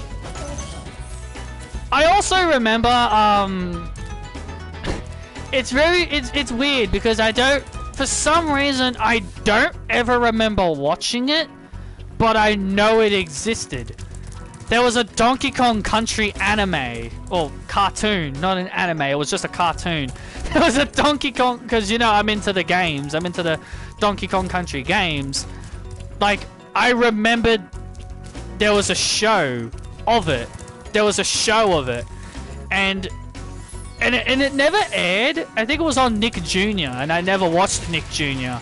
That might be why I never saw. Maybe that might explain why I never seen it. But it's on YouTube. Like, you can just look it up on YouTube. Like, you can just like type it in on YouTube, and you could like find the show. Ah, I'm dead. Okay, that was just stupid. And you could find it on YouTube.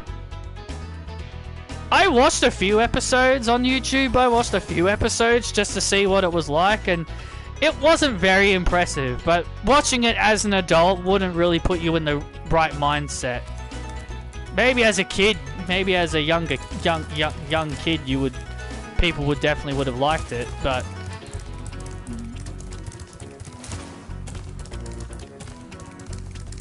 I mean, it was fine. I mean, it was fine for what it was.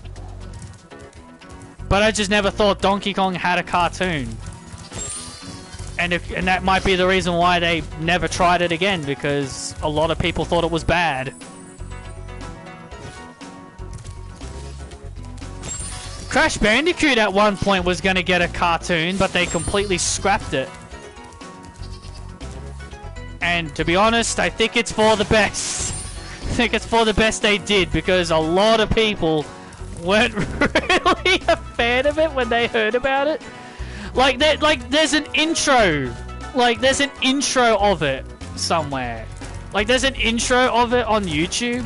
Like, people actually found like the intro, like the sampled intro. You know, like a cartoon has like an introduction before the cartoon starts. Like, someone like found like the introduction to the cartoon, and it wasn't very good. And people were not impressed at all. People thought it was like really stupid. And so the and the whole cartoon ended up getting scrapped completely. And yeah, it's probably for the best. How do I get to that wizard?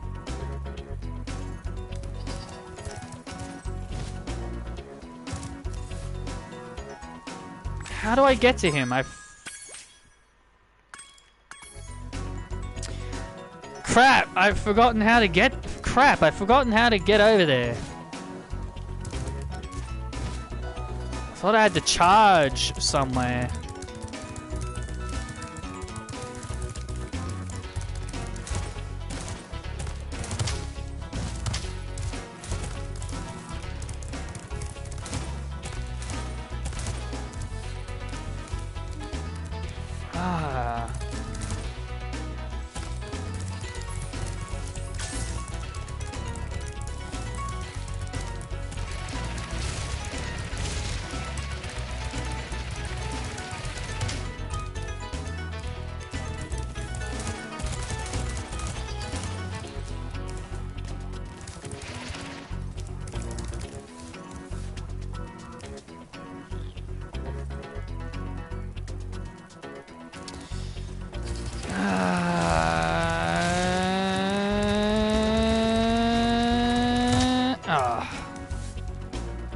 How do I get to you, my good friend?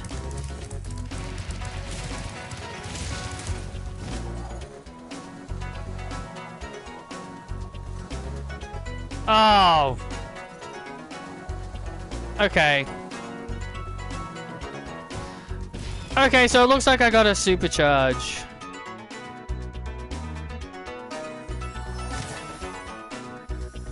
I also remember Victorious. It had some girl named Victoria Justice in it. For some reason I remember. Oh my god, I almost ran right off the...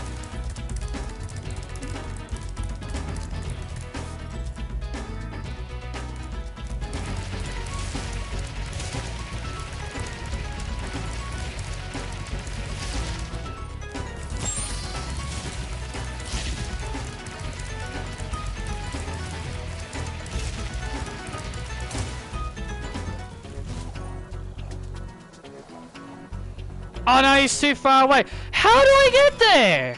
How the frick do I get there? There's gotta be a way. My brain is not working right now. How the frig do I get to him?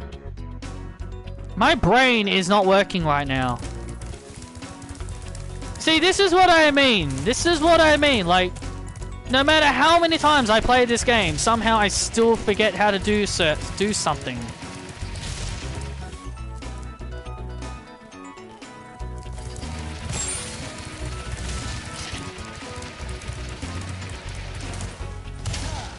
You would think after playing this game for so many years, you think I would know how to do it in one attempt.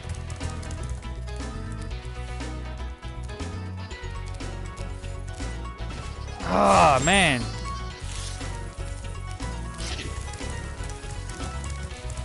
If I don't figure it out, I might have to just give up on it.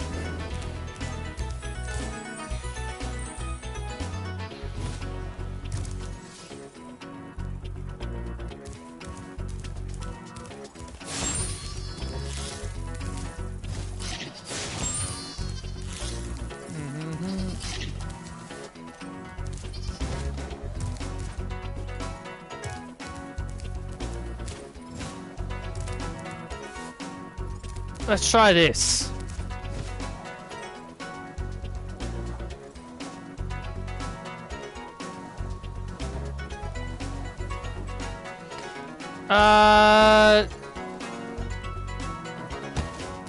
What the hell? Okay. Nope. That didn't work either. I'm gonna be so annoyed when I eventually figure this out.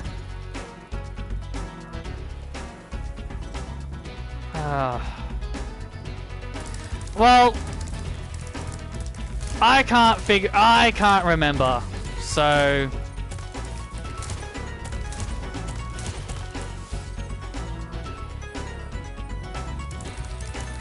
I don't think I will.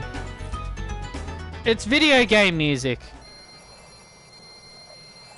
Well, I don't know, so I'll just give up.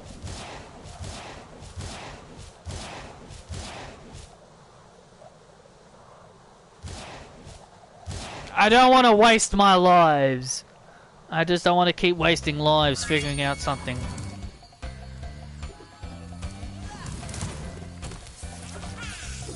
Okay, so let's do the boss. Man, this boss name is so inappropriate. Blowhard. It's like the most inappropriate boss name of all time. Does anyone know Mary, Kate, and Ashley? Does anyone know that? Do people know them? They were more popular in the video game genre because I remember playing like those games on the PS1 were mainly for my sister, but because I was such a gamer, my sister asked me to help her with those. And also I remember one movie starring them. They never had any TV shows or anything, but I don't know why. I just remember.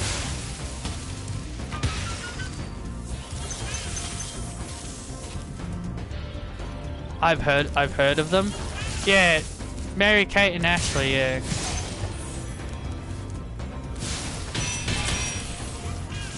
It's embarrassing. No, I find it embarrassing that I played a video game about two teenage girls.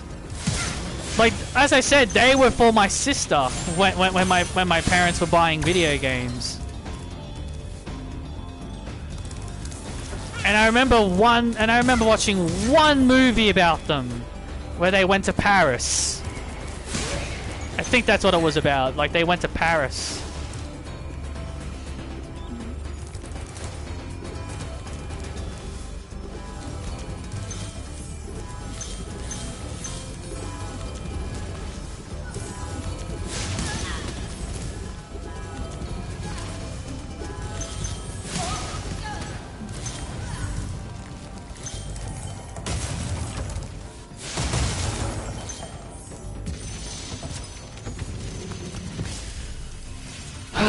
Okay.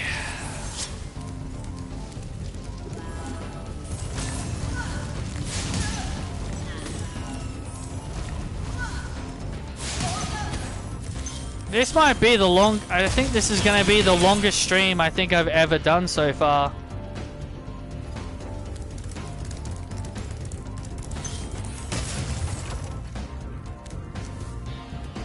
This might end up breaking the record of the longest stream I've ever this may actually break one of my universe mode records as one of the longest streams of all time. I'll be stunned if it's not.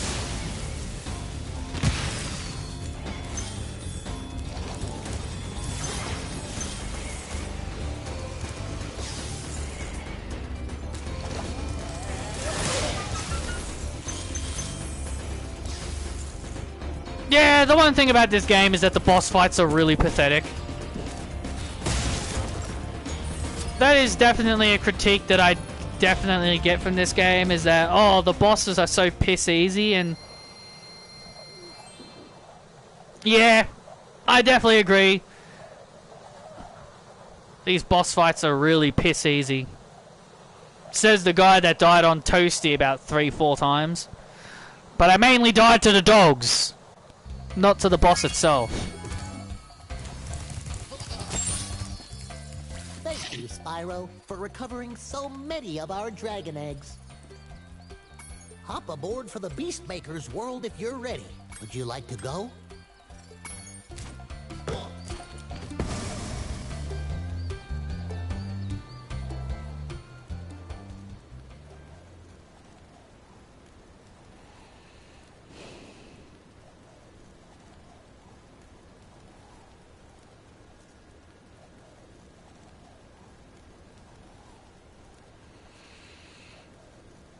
Also, as a kid, even though I wasn't really into music that much as a kid I remember, like, were there any, like, specific songs that stuck with you as a kid?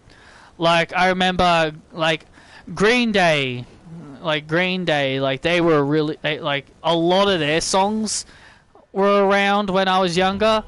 Like, American Idiot and On Holiday and so many, all those other songs. So many great songs from them. I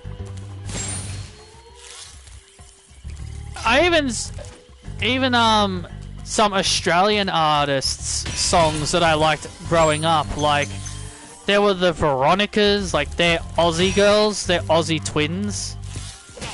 I think they're from Brisbane, I think. Not 100% sure. But they had some songs, and my brother had a crush on them. My brother had a crush on them because he found them pretty attractive. Because they were like, they probably were like in their teens, probably in their teens, early 20s. During that time period. Ugh. And there's obviously Delta Goodrum. She's more well known because she does the voice, because she's on The Voice. People might know The Voice, but yeah, like, she's obviously well known because of The Voice. And she had a lot of songs. Ah, no! Oh man, I got comboed.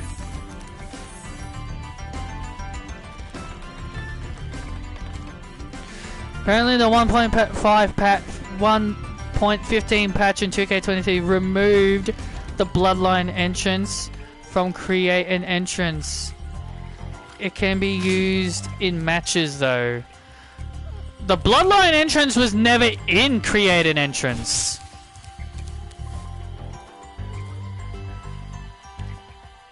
The Bloodline entrance was never in Create an Entrance.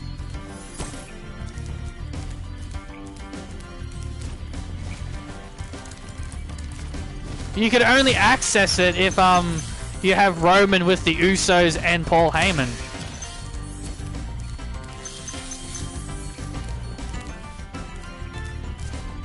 So I don't know how they removed something that was clearly never in the game.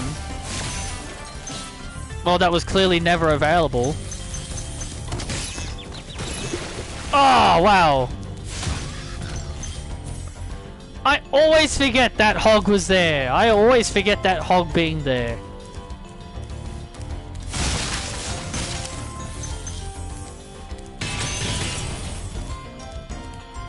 Again, this is Patrick playing a game that he's played billions of times and he's forgetting stuff.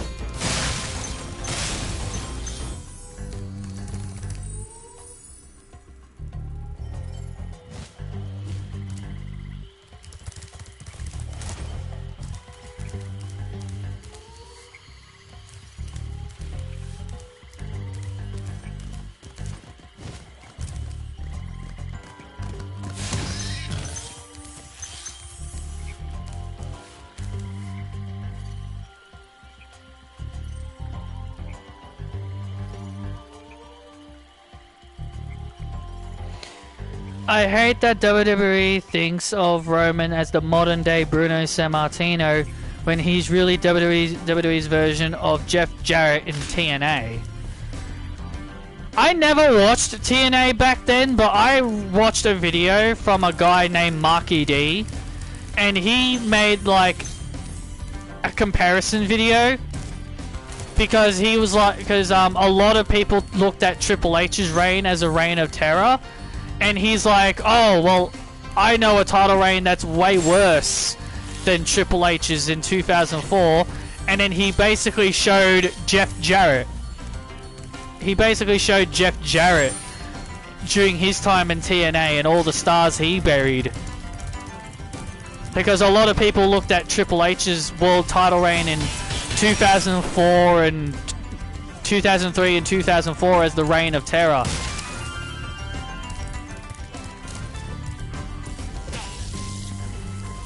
But yeah, Roman Reigns, his title reign really is a reign of terror. For like 3 years, just flat out, just an entire reign of terror. And everyone thought Mandy Rose's NXT women's title reign was a reign of terror. At least Mandy Rose's title reign was more enjoyable than Roman's.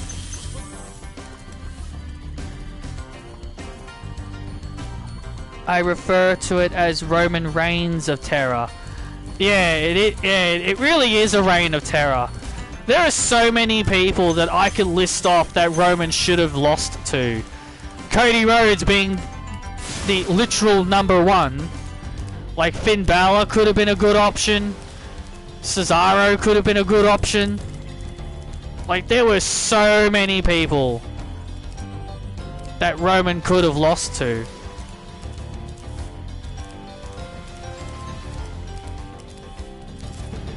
Hell, he could have... Hell, some can argue that he should have lost to Sami Zayn.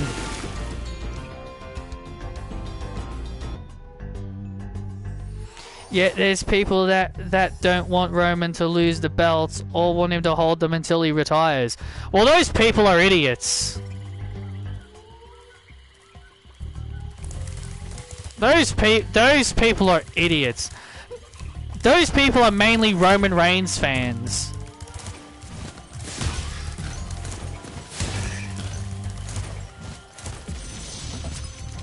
At least Triple H dropped the big gold belt to Goldberg and Benoit. And to Shawn Michaels. And to Shawn Michaels. Don't forget Shawn Michaels. He did lose it to him in the Elimination Chamber. Yeah. Yeah, even though Triple H's title reign may be considered a reign of terror, but yes, he did drop the belt.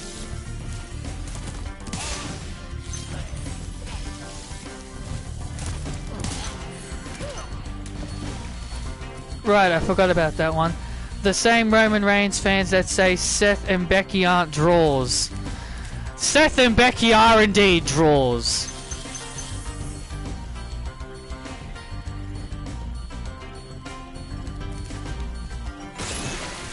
And of course, and you got to remember, of course, Triple H was going to drop the title to Shawn Michaels because they're like really close friends. So that shouldn't really be a surprise that Triple H would drop the title to one of his literal best friends.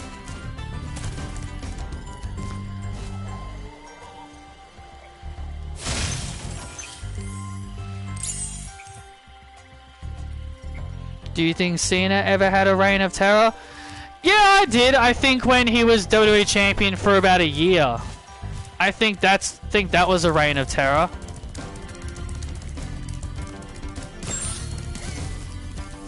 I think like his first title reign was 1 year, and then his second title reign was nearly 2 years, I think.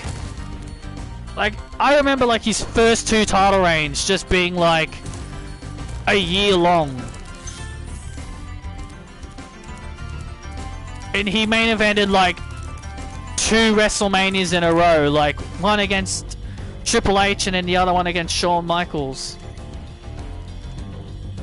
And they even had, and I think he and Cena was even like tag team champion with Shawn Michaels during that whole build up to 23. Cena was way too overprotected, and Roman is now. Yeah, that's kind of what Roman is to me. He's like the modern day John Cena. To me, he's the modern day John Cena. He's very much like John Cena.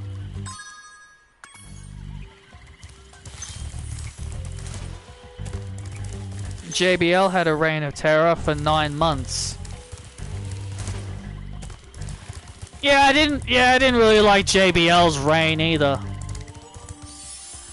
Again, as I said, people thought Mandy Rose in NXT, her whole title reign was a reign of terror. Because, oh, she didn't lose it to Cora Jade, or she didn't lose it to Zoe Stark, or... Like, Cora Jade, yeah, okay, she should have lost it to her, but she lost it to Roxanne in the end, so who the hell cares? Right? Like 420 days, like that's a respectable title reign, but still. People thought that was a... But people considered that a reign of terror. People considered Mandy Rose's title reign as a reign of terror, but yet Roman Reigns' title reign isn't considered one. I didn't really think CM Punk's was a reign of terror. I didn't even think AJ Lee's was a reign of terror. Then Roxanne lost the belt to Indy.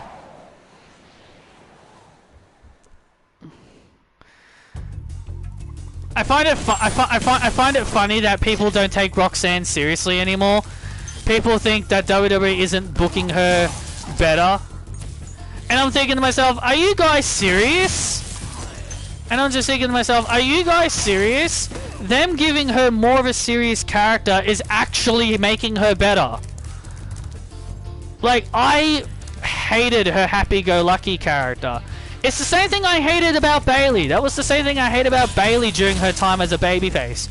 Like, I don't mind if you want to have a happy-go-lucky babyface, but at least give them an aggressive side. That's why I prefer Bayley now. And I'm not saying turn Roxanne heel. I'm not saying Roxanne should become like Bayley and turn heel. I'm saying it's fine to have a lovable babyface, but at least give them an aggressive side. At least give them more of an edge to that. Give them an edge. Give them an edgy character. And I actually like Roxanne more now than I did previously. I actually like that Roxanne's rivalry with Blair Davenport is helping her, you know, give more of an edge to her. So, just being that babyface that's just smiling and happy all the time, yeah, that gets boring. It gets boring after a while. It's what I hated about Bayley. Like, Bayley, like, I would have been okay with Bayley's babyface character if they gave her, like, more of an edge, if they made her more aggressive from time to time.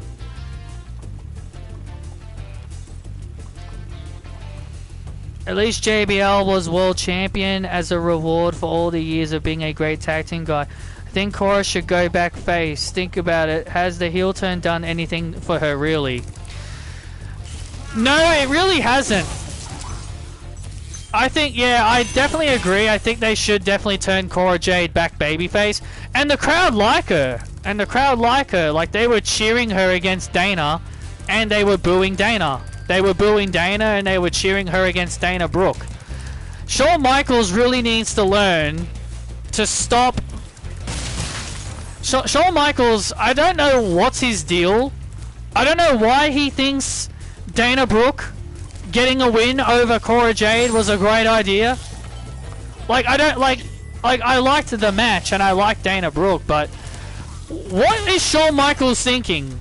Did he really think fans would care about Dana Brooke if she scored a win over the literal top heel? I don't even really think Cora Jade's the top heel anymore. I don't even think Cora Jade's like a top heel anymore. That's really Tiffany Stratton.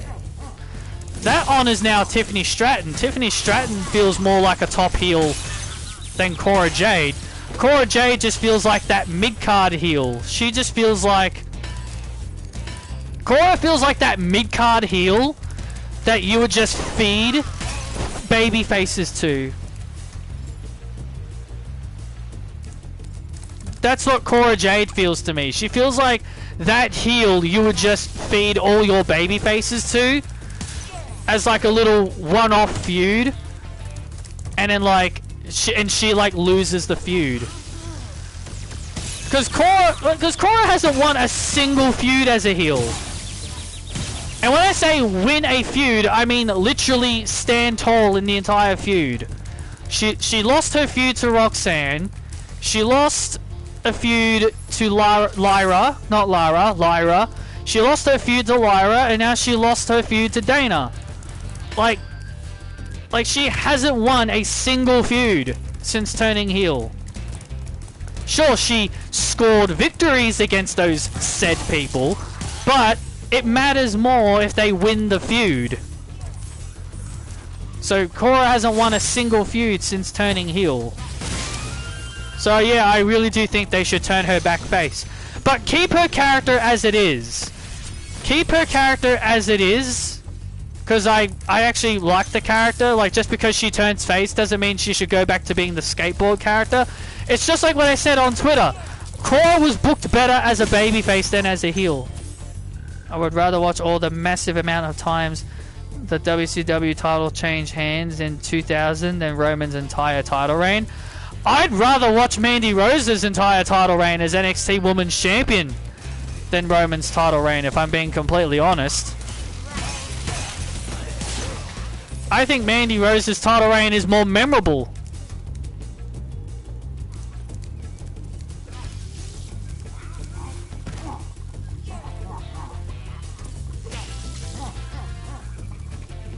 Apparently that was Dana's first televised win in a year. So, that doesn't give Shawn Michaels the excuse to bury his younger talent. The whole point of NXT 2.0 and the whole point of NXT 2.0 was to rebrand NXT and make it about, you know, the future generation. That was the whole point of NXT, and we all know that. The whole point of 2.0 was that they were using that as an experiment to help create the next generation. That was the whole point of NXT 2.0. It was a rebrand of NXT to focus more on developmental younger talent. And yet you have Dana Brooke and Natalya both score victories over a star that you and you had Dana Brooke and Natalya score a win over a girl who you're building up as the future of your women's division. NXT is to build the future and make the main roster ready. Yeah, well, having them lose to Natalya and Dana Brooke ain't exactly gonna really help. But Carmelo Hayes can beat Baron Corbin. But Carmelo Hayes can apparently beat Baron Corbin. And the Creed brothers can beat the Viking Raiders. But apparently Cora Jade can't beat Natalya and Dana Brooke.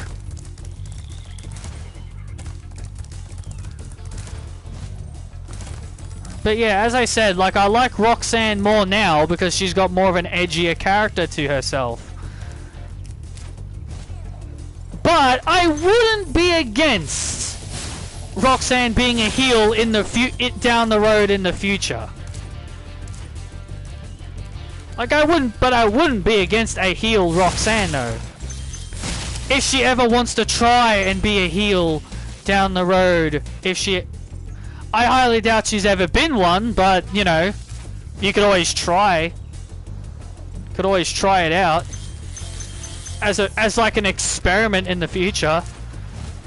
You know, like do a match. Like, do a match where she plays the role as a heel, and then put her up against someone as the like an example. You have two baby faces, but you make her the heel. That's how you can experiment with it. That's how you can experiment with her as a heel. Do a babyface versus babyface match, but have her play the role as a heel and see how she goes.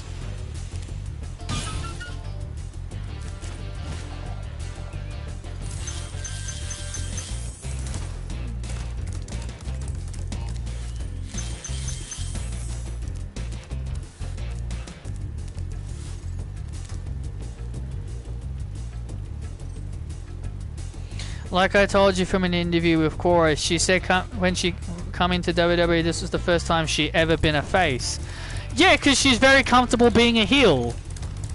That's probably why Shawn Michaels turned her heel. Because she probably feels more comfortable being a heel than a face. But I do think they should at least turn her face again.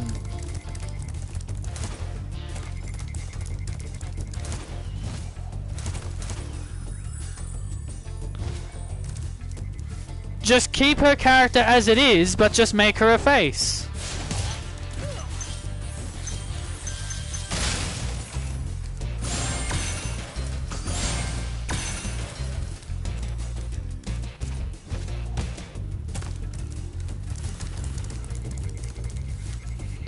Don't you hate it when wrestling fans just want wrestlers fired because they're showing support to other people? Like, fans want Bayley fired and because... Oh, Bayley showing support to Sasha Banks, and also Mandy Rose, because like, let's look at Mandy Rose is the same example because Cora Jade, JC Jane, and Roxanne Perez were all like, and Indy Hartwell were like all celebrating Mandy's birthday, and then you got idiot fans being all like, oh, WWE should punish them, or WWE should fire them because they're hanging out with someone who no longer works for WWE. And I'm just thinking, are you guys freaking stupid or something?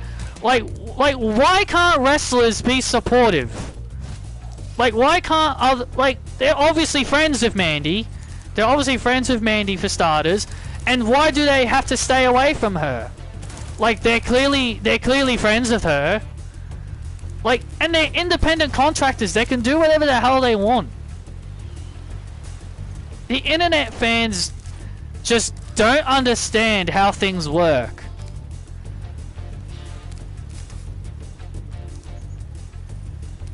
Like, remember the one time Britt Baker appeared on WWE TV when Adam Cole was in bloody War Games? And then fans, like, lost their shit over that? And people lost their shit over that. People lost their shit when they showed Britt Baker at War Games. But they lose their shit over that. But apparently Indy, Roxanne, Cora, JC, and Indy all can't be friends. All can't be friends with Mandy and show support to her. Like, it's ridiculous. It's ridiculous how the internet is. Alexa is still friends with Athena. Well, yeah, of course she is. She'd still be friends with Nia as well. She'd still be friends with Nia as well.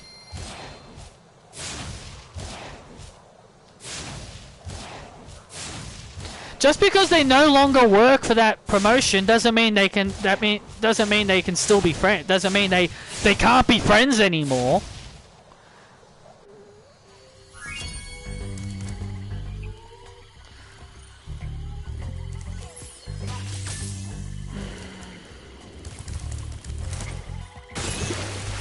I'll never get that logic.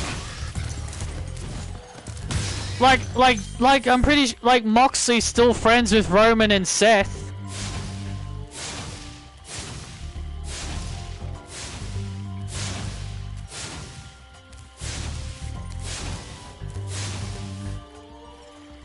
I don't know why, but burning the grass is just fun.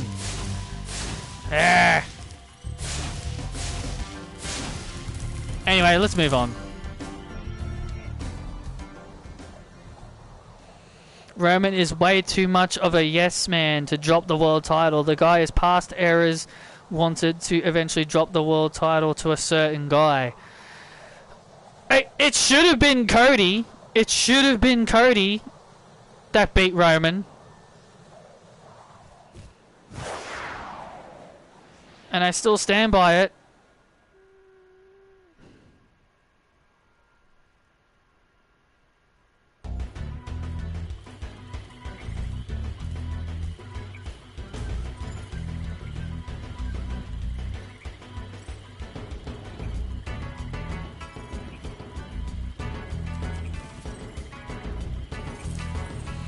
I'm not kidding. I saw people complaining because Ty Mallow was backstage at a recent AEW show and people were losing their shit because she's pregnant.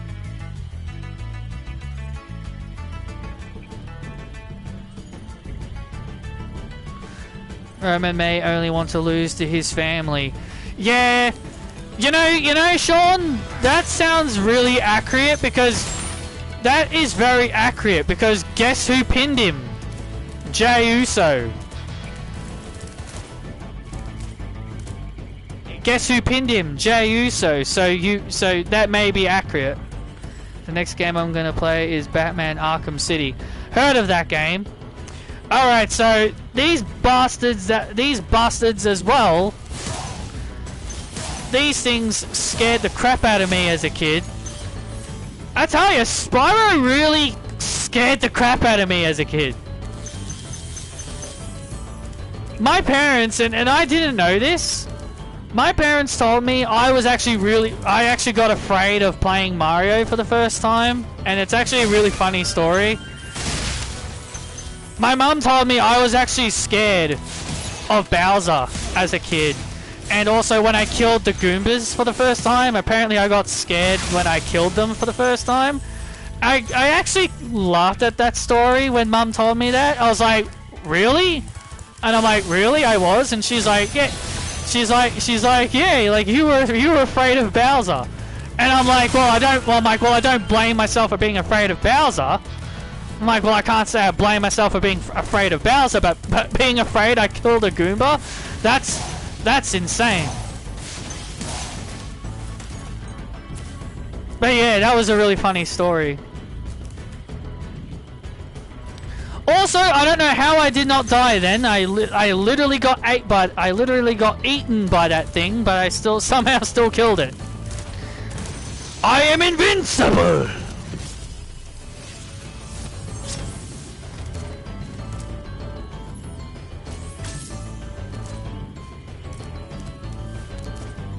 Has there ever been a game that scared you as a kid growing up?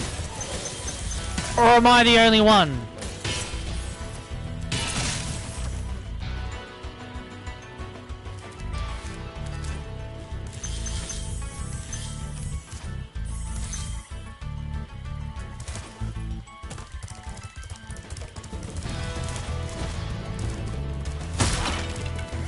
Ah, no you don't.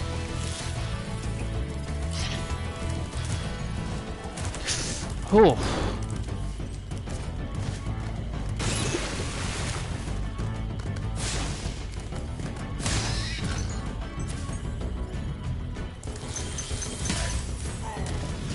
Goodbye.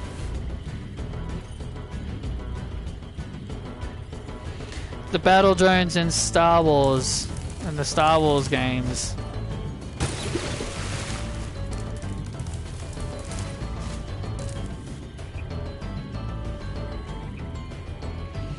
Then I found out they were just robots.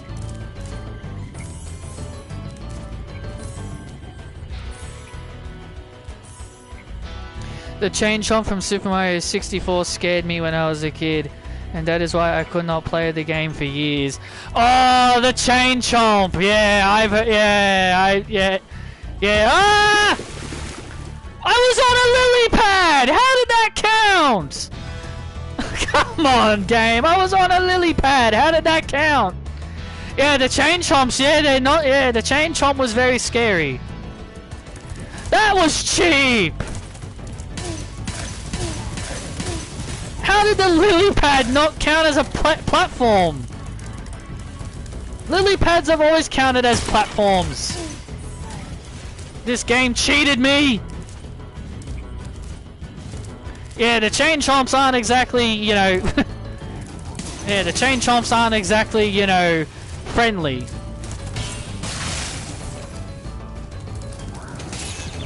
Oh, I hate these damn... Oh, I hate these frogs with the long tongues. Oh wait, they're called... I think they're called attack frogs. Ugh! God, I hate these things.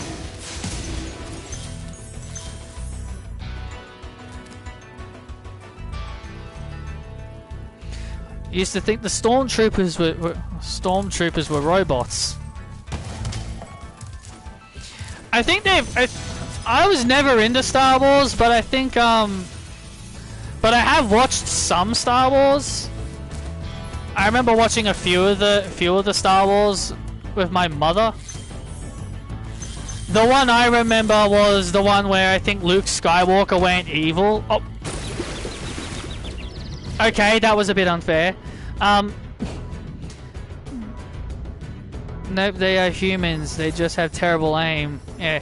Well, as I was saying, like I think the only Star Wars one I remember watching was when Luke Skywalker went evil, and the guy that he was battling, he ended up saying the words, "You are the chosen one!"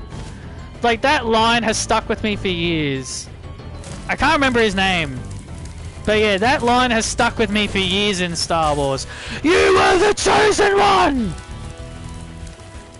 And he became evil and he joined, Darth Vader. What's a pool of water doing here? That was never in the original.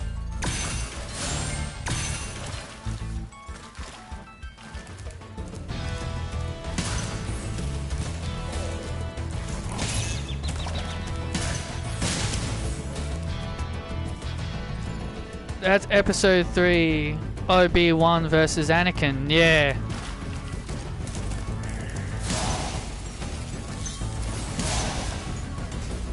Yeah, I think that was when Luke Skywalker went evil. And then someone screamed at him like, "You were the chosen one!" Like that part has always stuck with me for years.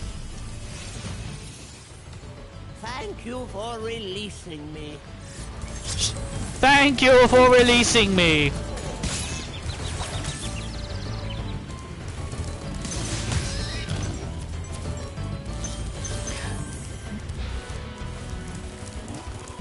There.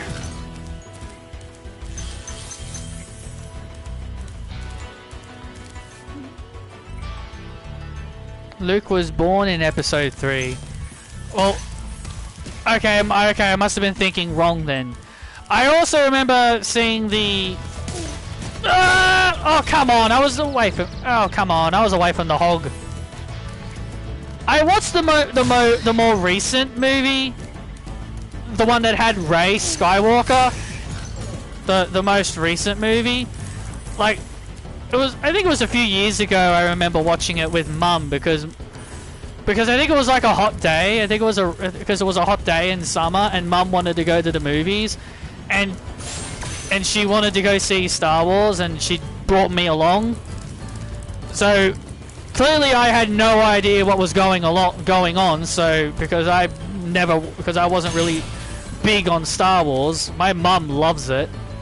So I didn't really know the characters or the ongoing story.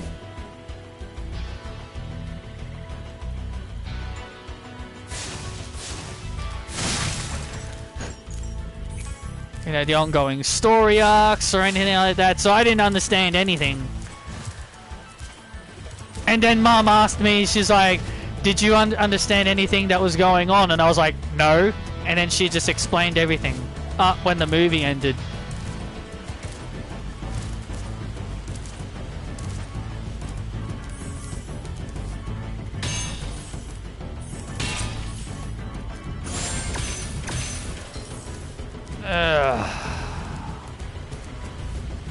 sequels are bad. Disney messed them up.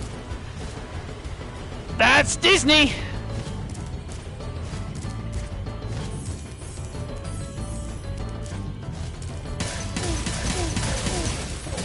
Oh yeah! Oh! I love doing that. Line them all up and knock them down like this! Hey, hey, hey, hey, oos!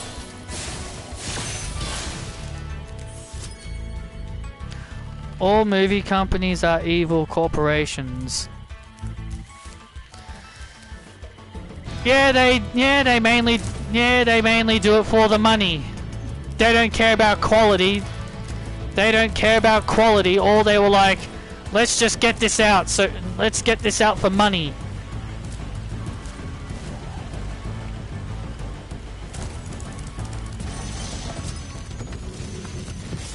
Bubba! Alright.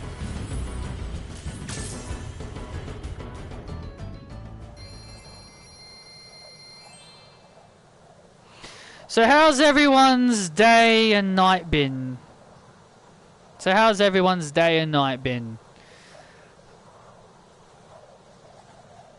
I definitely think this is about to be the longest stream I've ever done.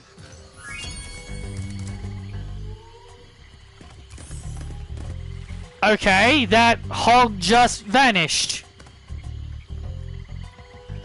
Kind of like WWE with the mess that was WWE 2K20. Yep, basically. It was just a cash grab. Let's just get the game out. Who cares if it's trash? Just get the game out.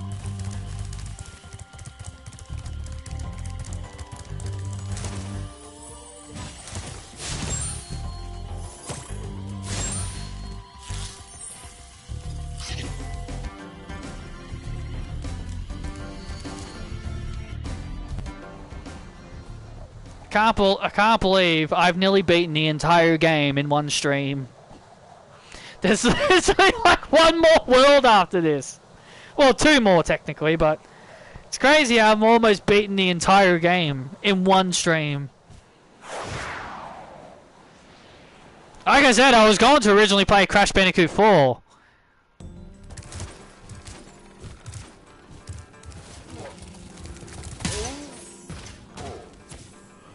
Come on. Oh, wait. No, this is not the next level. What am I doing?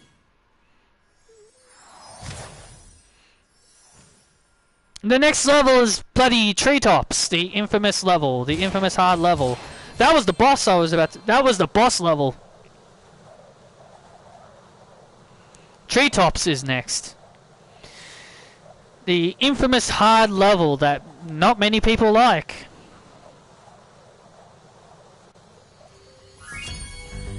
Alright, let's go.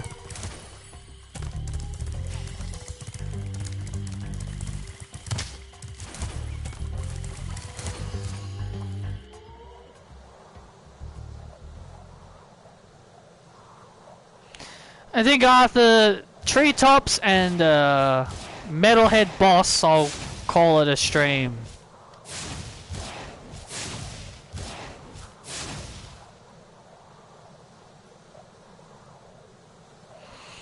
Well, we've definitely had an interesting conversation today. We've definitely talked about a variety of different things. And that's what I like about these streams.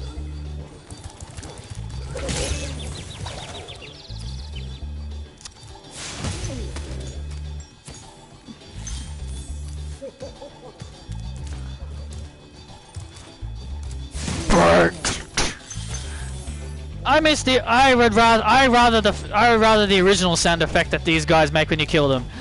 They go like, I don't like how they change some of the noises.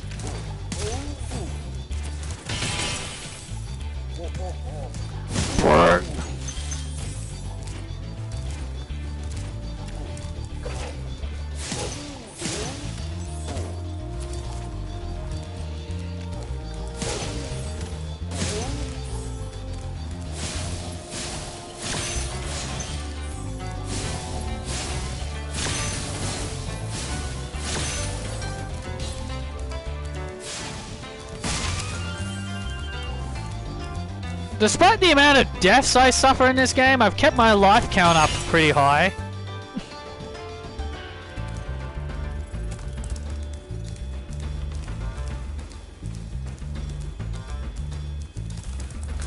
Man, I wish I could stream on my Switch, because there are a lot of games I would play on the Switch. Obviously, all the Pokemon games, obviously. Obviously, the Pokemon games that I have on there, like Scarlet Violet, Sword and Shield, and Legends Arceus. But also, like, Super Mario Odyssey and Super Mario 3D World, and you know, some of the other games I really like playing.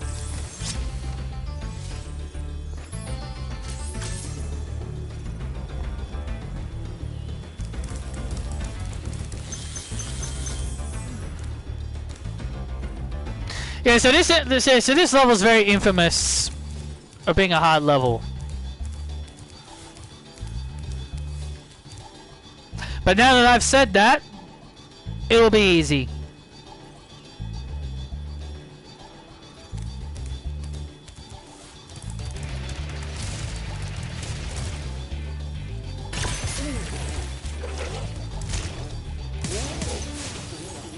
Bananas! Why are they throwing bananas at me? Did they...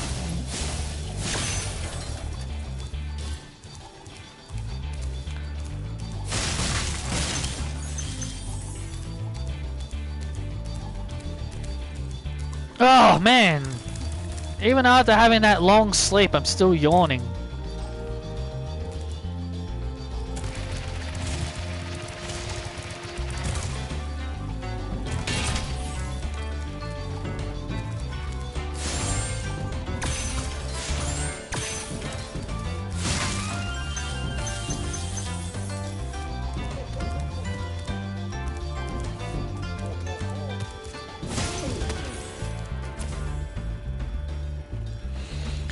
You'd figured they would eat the bananas instead of throwing them at you. Exactly.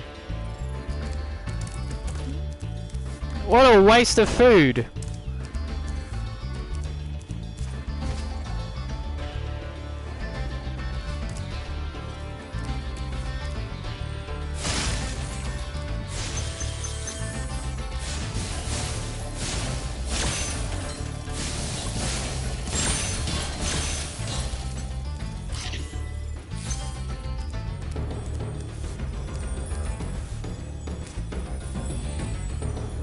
At least Donkey Kong would eat his bananas.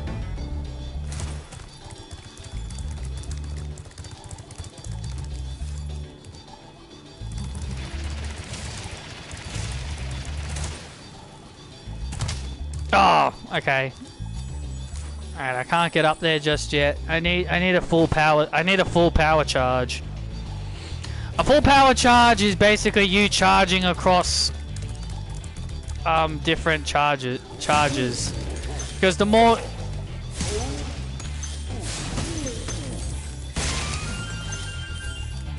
you got to run across a lot of the supercharge ramps to gain more speed.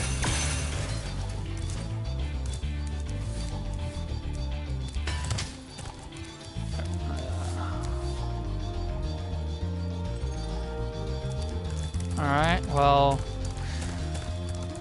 this area is all cleaned up for now.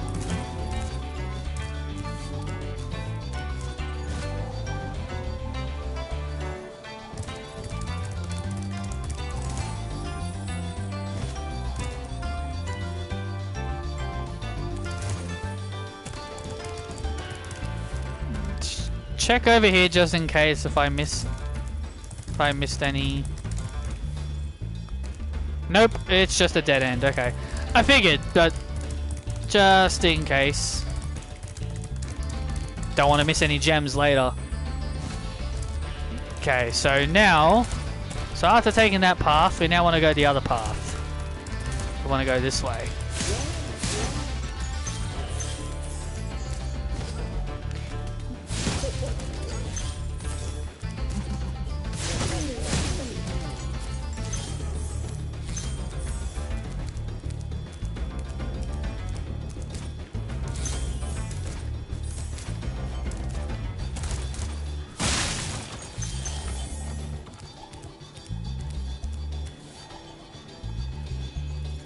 Okay.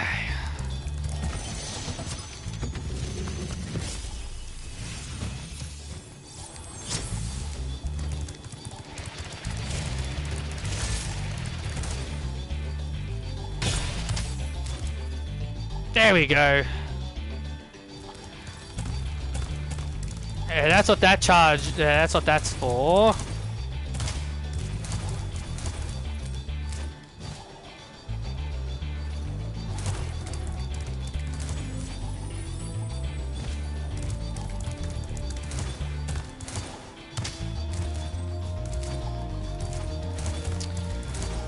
Okay.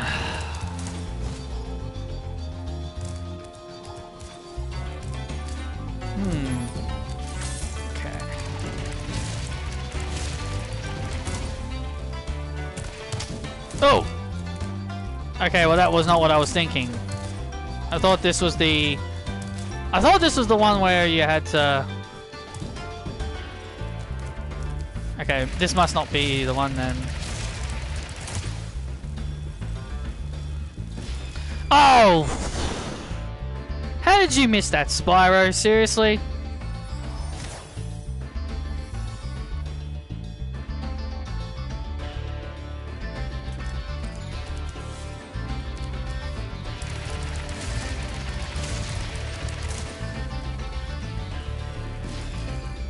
Wow, okay.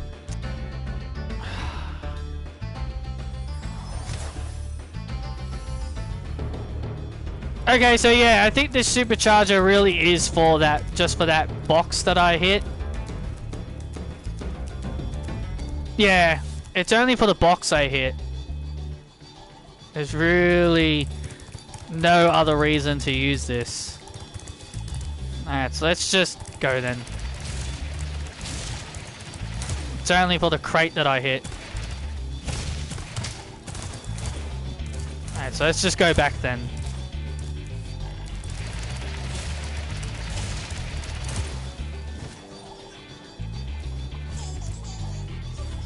Unless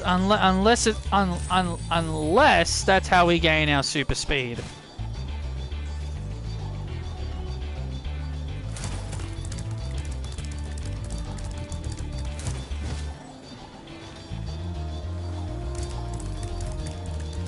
Yeah, this, if you're going for 100%, this stage can take a while.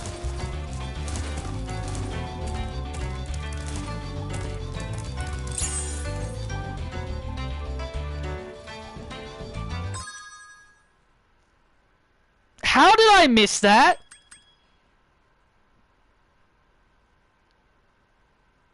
How did I miss that key before? I'm speechless. I don't know how I missed that. I don't know how I missed it.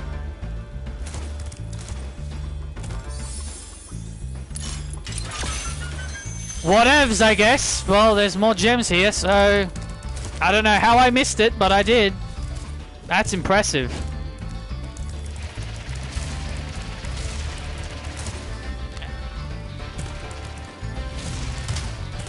Yeah, you can't turn. Yeah, you can't turn to get in there, so... Yeah, there's no way you can get it to that. So, alright, so... Take a drink every time I say alright and so. Jeez. You'll probably be drunk by now.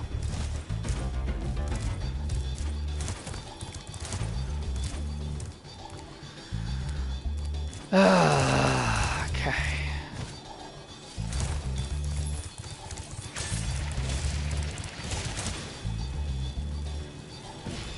Oh man, what? Okay, maybe not jumping there was the right idea. Alright, so basically, like, over there, there's like a dragon over there, and it's like one of the hardest ones to get.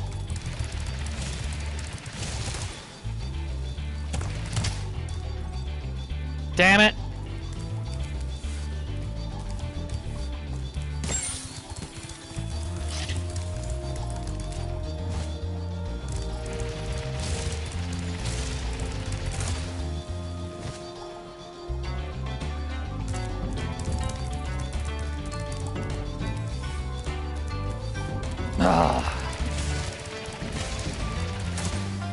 way the superchargers work in this game is way different than the original.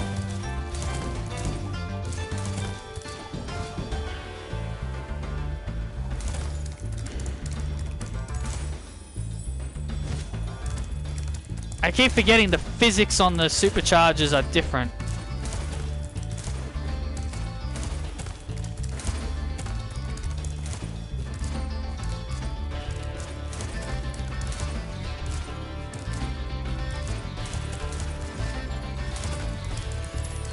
Alright, Zoe, zap me. Oh my god, seriously, stop smacking into the walls. I need to keep that combo going, seriously.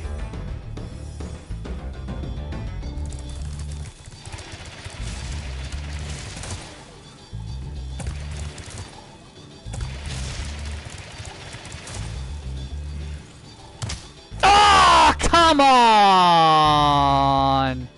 See, that's what you need to do. See, that's what you need to do, and that's so irritating.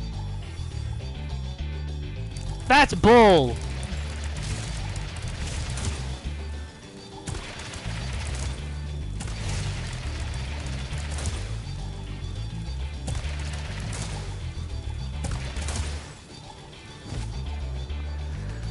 Oh, I made it. Yes. Okay. All right. That was... Come here, you. Get out of here. Holy God. Okay.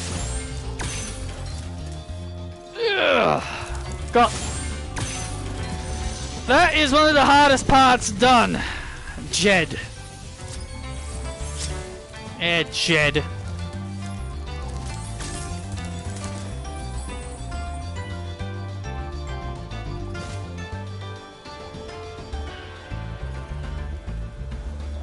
Thanks for being a royal pain in my backside.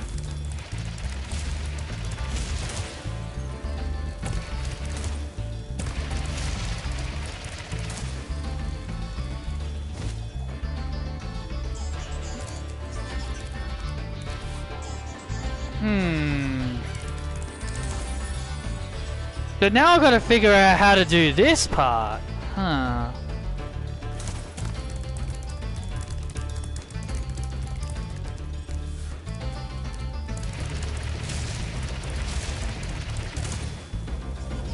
I don't have enough speed to get up there.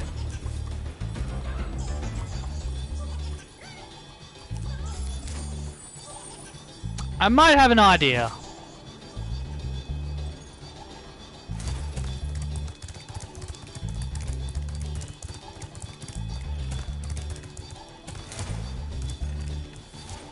It's not a flawless plan.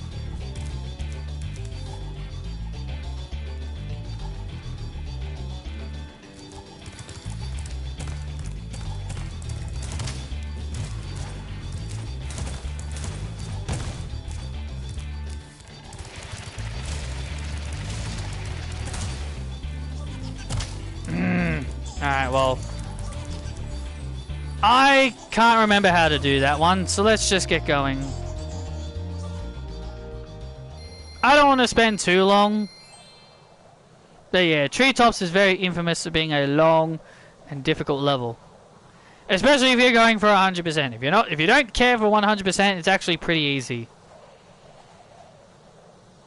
Don't know why I'm caring for 100%, but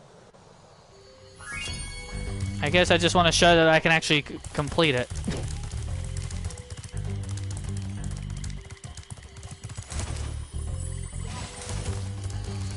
Alright, now we'll go do the boss.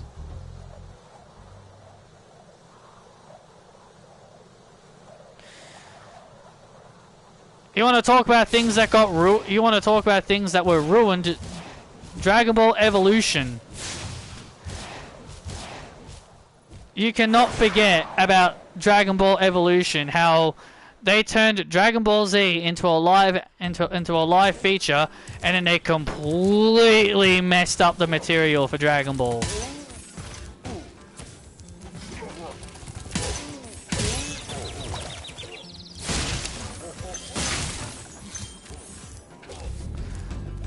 I've seen that movie, Dragon Ball Evolution, and it has to be the absolute most worst, terrible thing I've ever seen.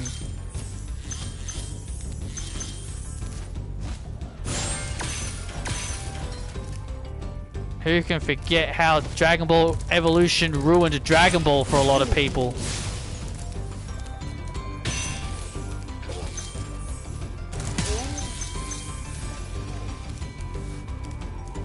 Into the poison! Into the poison! You go.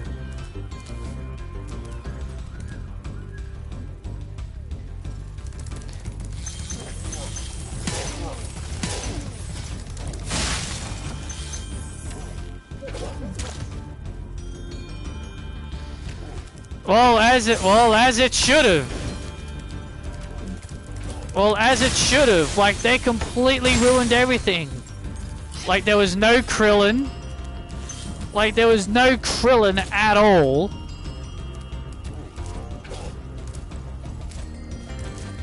Like, the only cast of characters they had were Yamcha, Bulma, and Chi-Chi. That was literally it. And Goku. And I think they had Master Roshi. I mean, I don't really want to remember. I really don't want to remember, but I don't want to remember the movie. But yes, it is an embarrassment to the series. People say GT is people say not GT. People say Super is an embarrassment to the show. Well, for people that say Super is an embarrassment, you guys have not seen Dragon Ball Evolution.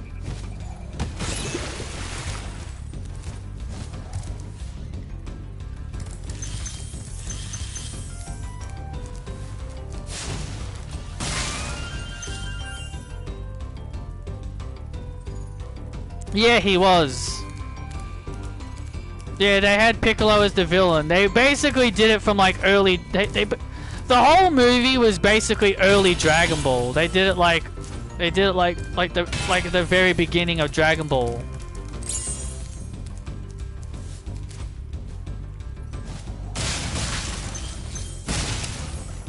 And I'm glad they've never tried to do another live animated feature of Dragon Ball again after that, because that wasn't a total embarrassment. Just like how I was kind of nervous when, it was also kind of the same how I was nervous for Pokemon when they turned that into a live movie, the Detective Pikachu movie, when they... Like, I haven't seen it yet, obviously, but... I remember people being very skeptical about Detective Pikachu. Even though I haven't seen it yet, but a lot were very happy with the Super Mario movie. The live adaptation of the Super Mario movie. Like, I want to go see that. Like I do eventually want to go see that.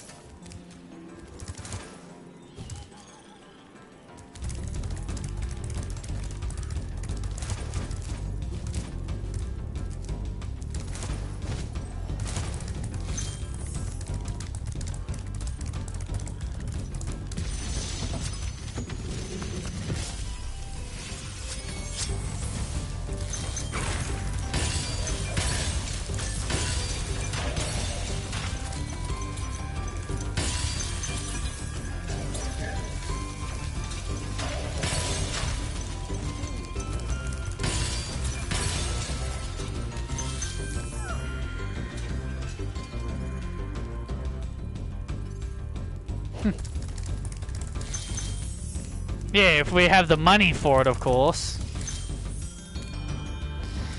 Yeah, this boss is the most unique boss out of them all. This is like the only unique boss where they actually give it a unique way to kill it. So this is probably the only interesting boss in the entire game.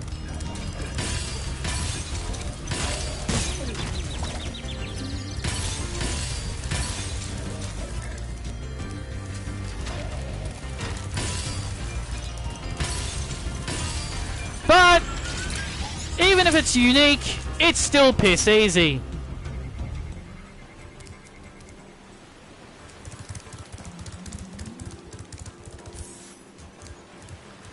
Even if it's the most unique one, it's still piss easy.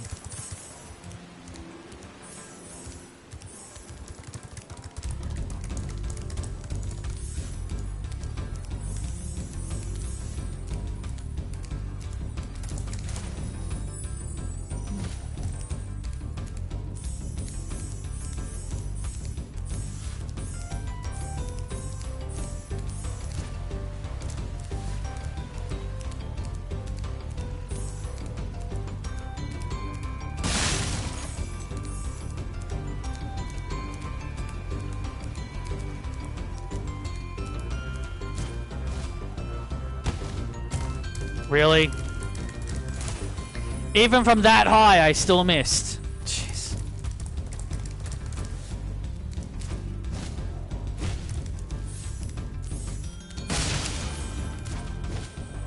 The flying mechanics in this is weird.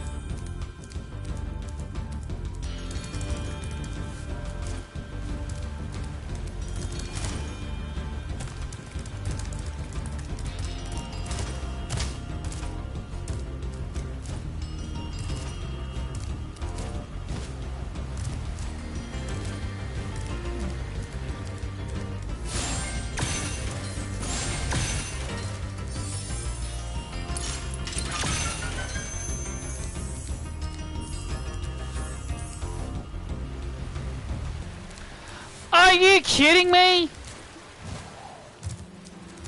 I'm missing one lousy gem somewhere. Oh my god.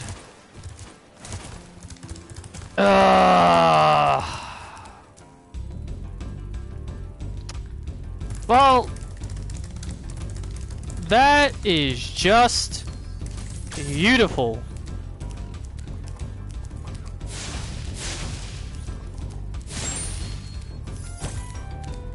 God, I love when that happens. God, I love it when that happens, when you just miss one gem somewhere.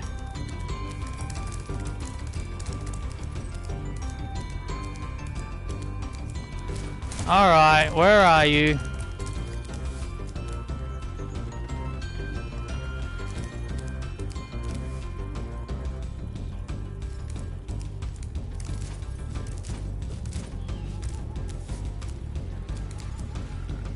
Hope it wasn't that enemy I killed. No, I don't think the gems actually can fall. I don't think the gems can fall in the water.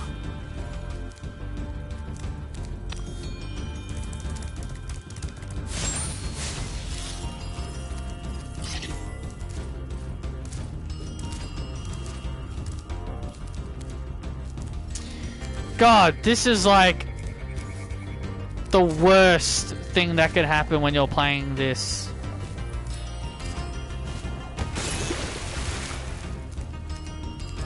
If you just miss one freaking gem somewhere.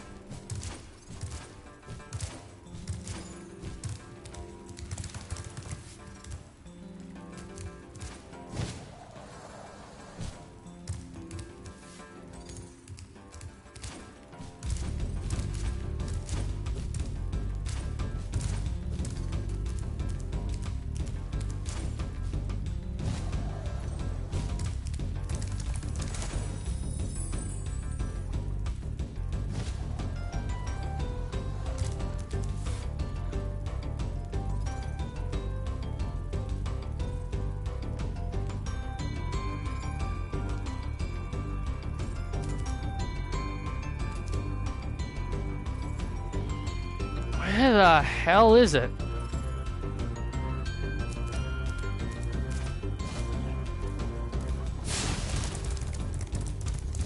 It's probably in the boss room. Probably in the boss room somewhere.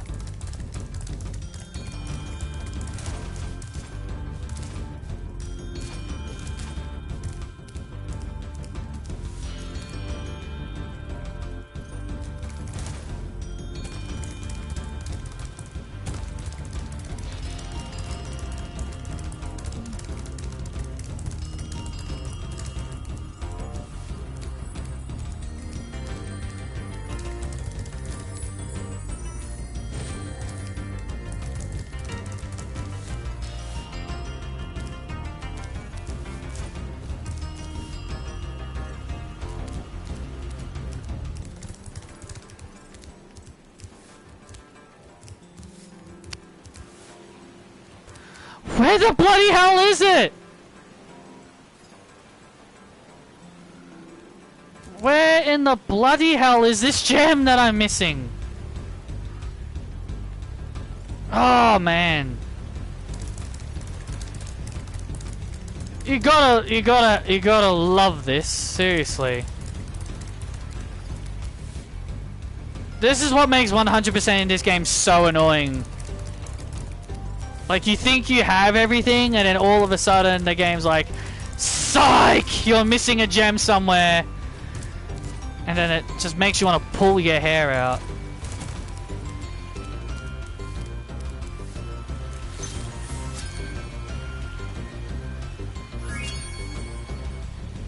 Wait. It was in here? What?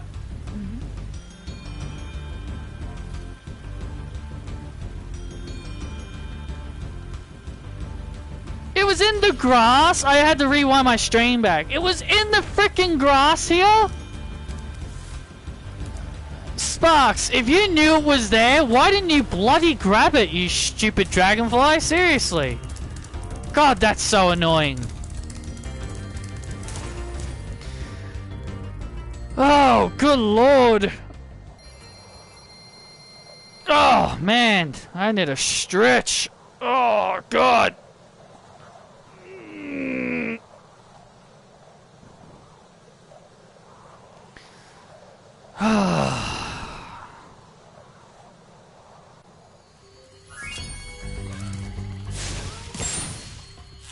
Get out of here, chicken.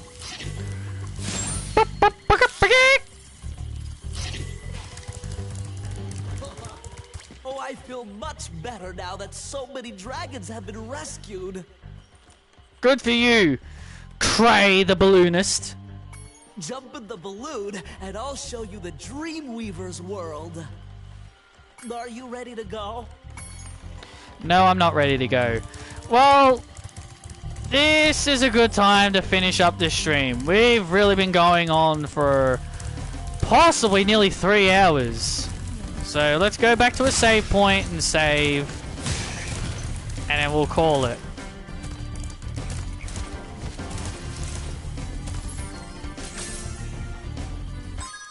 Alright, that about wraps up this discussion stream. It went on a lot longer than I thought it would have, but, you know, we had a long discussion, we had a lot of interesting things to talk about, and I'll see you guys next time for the next discussions video.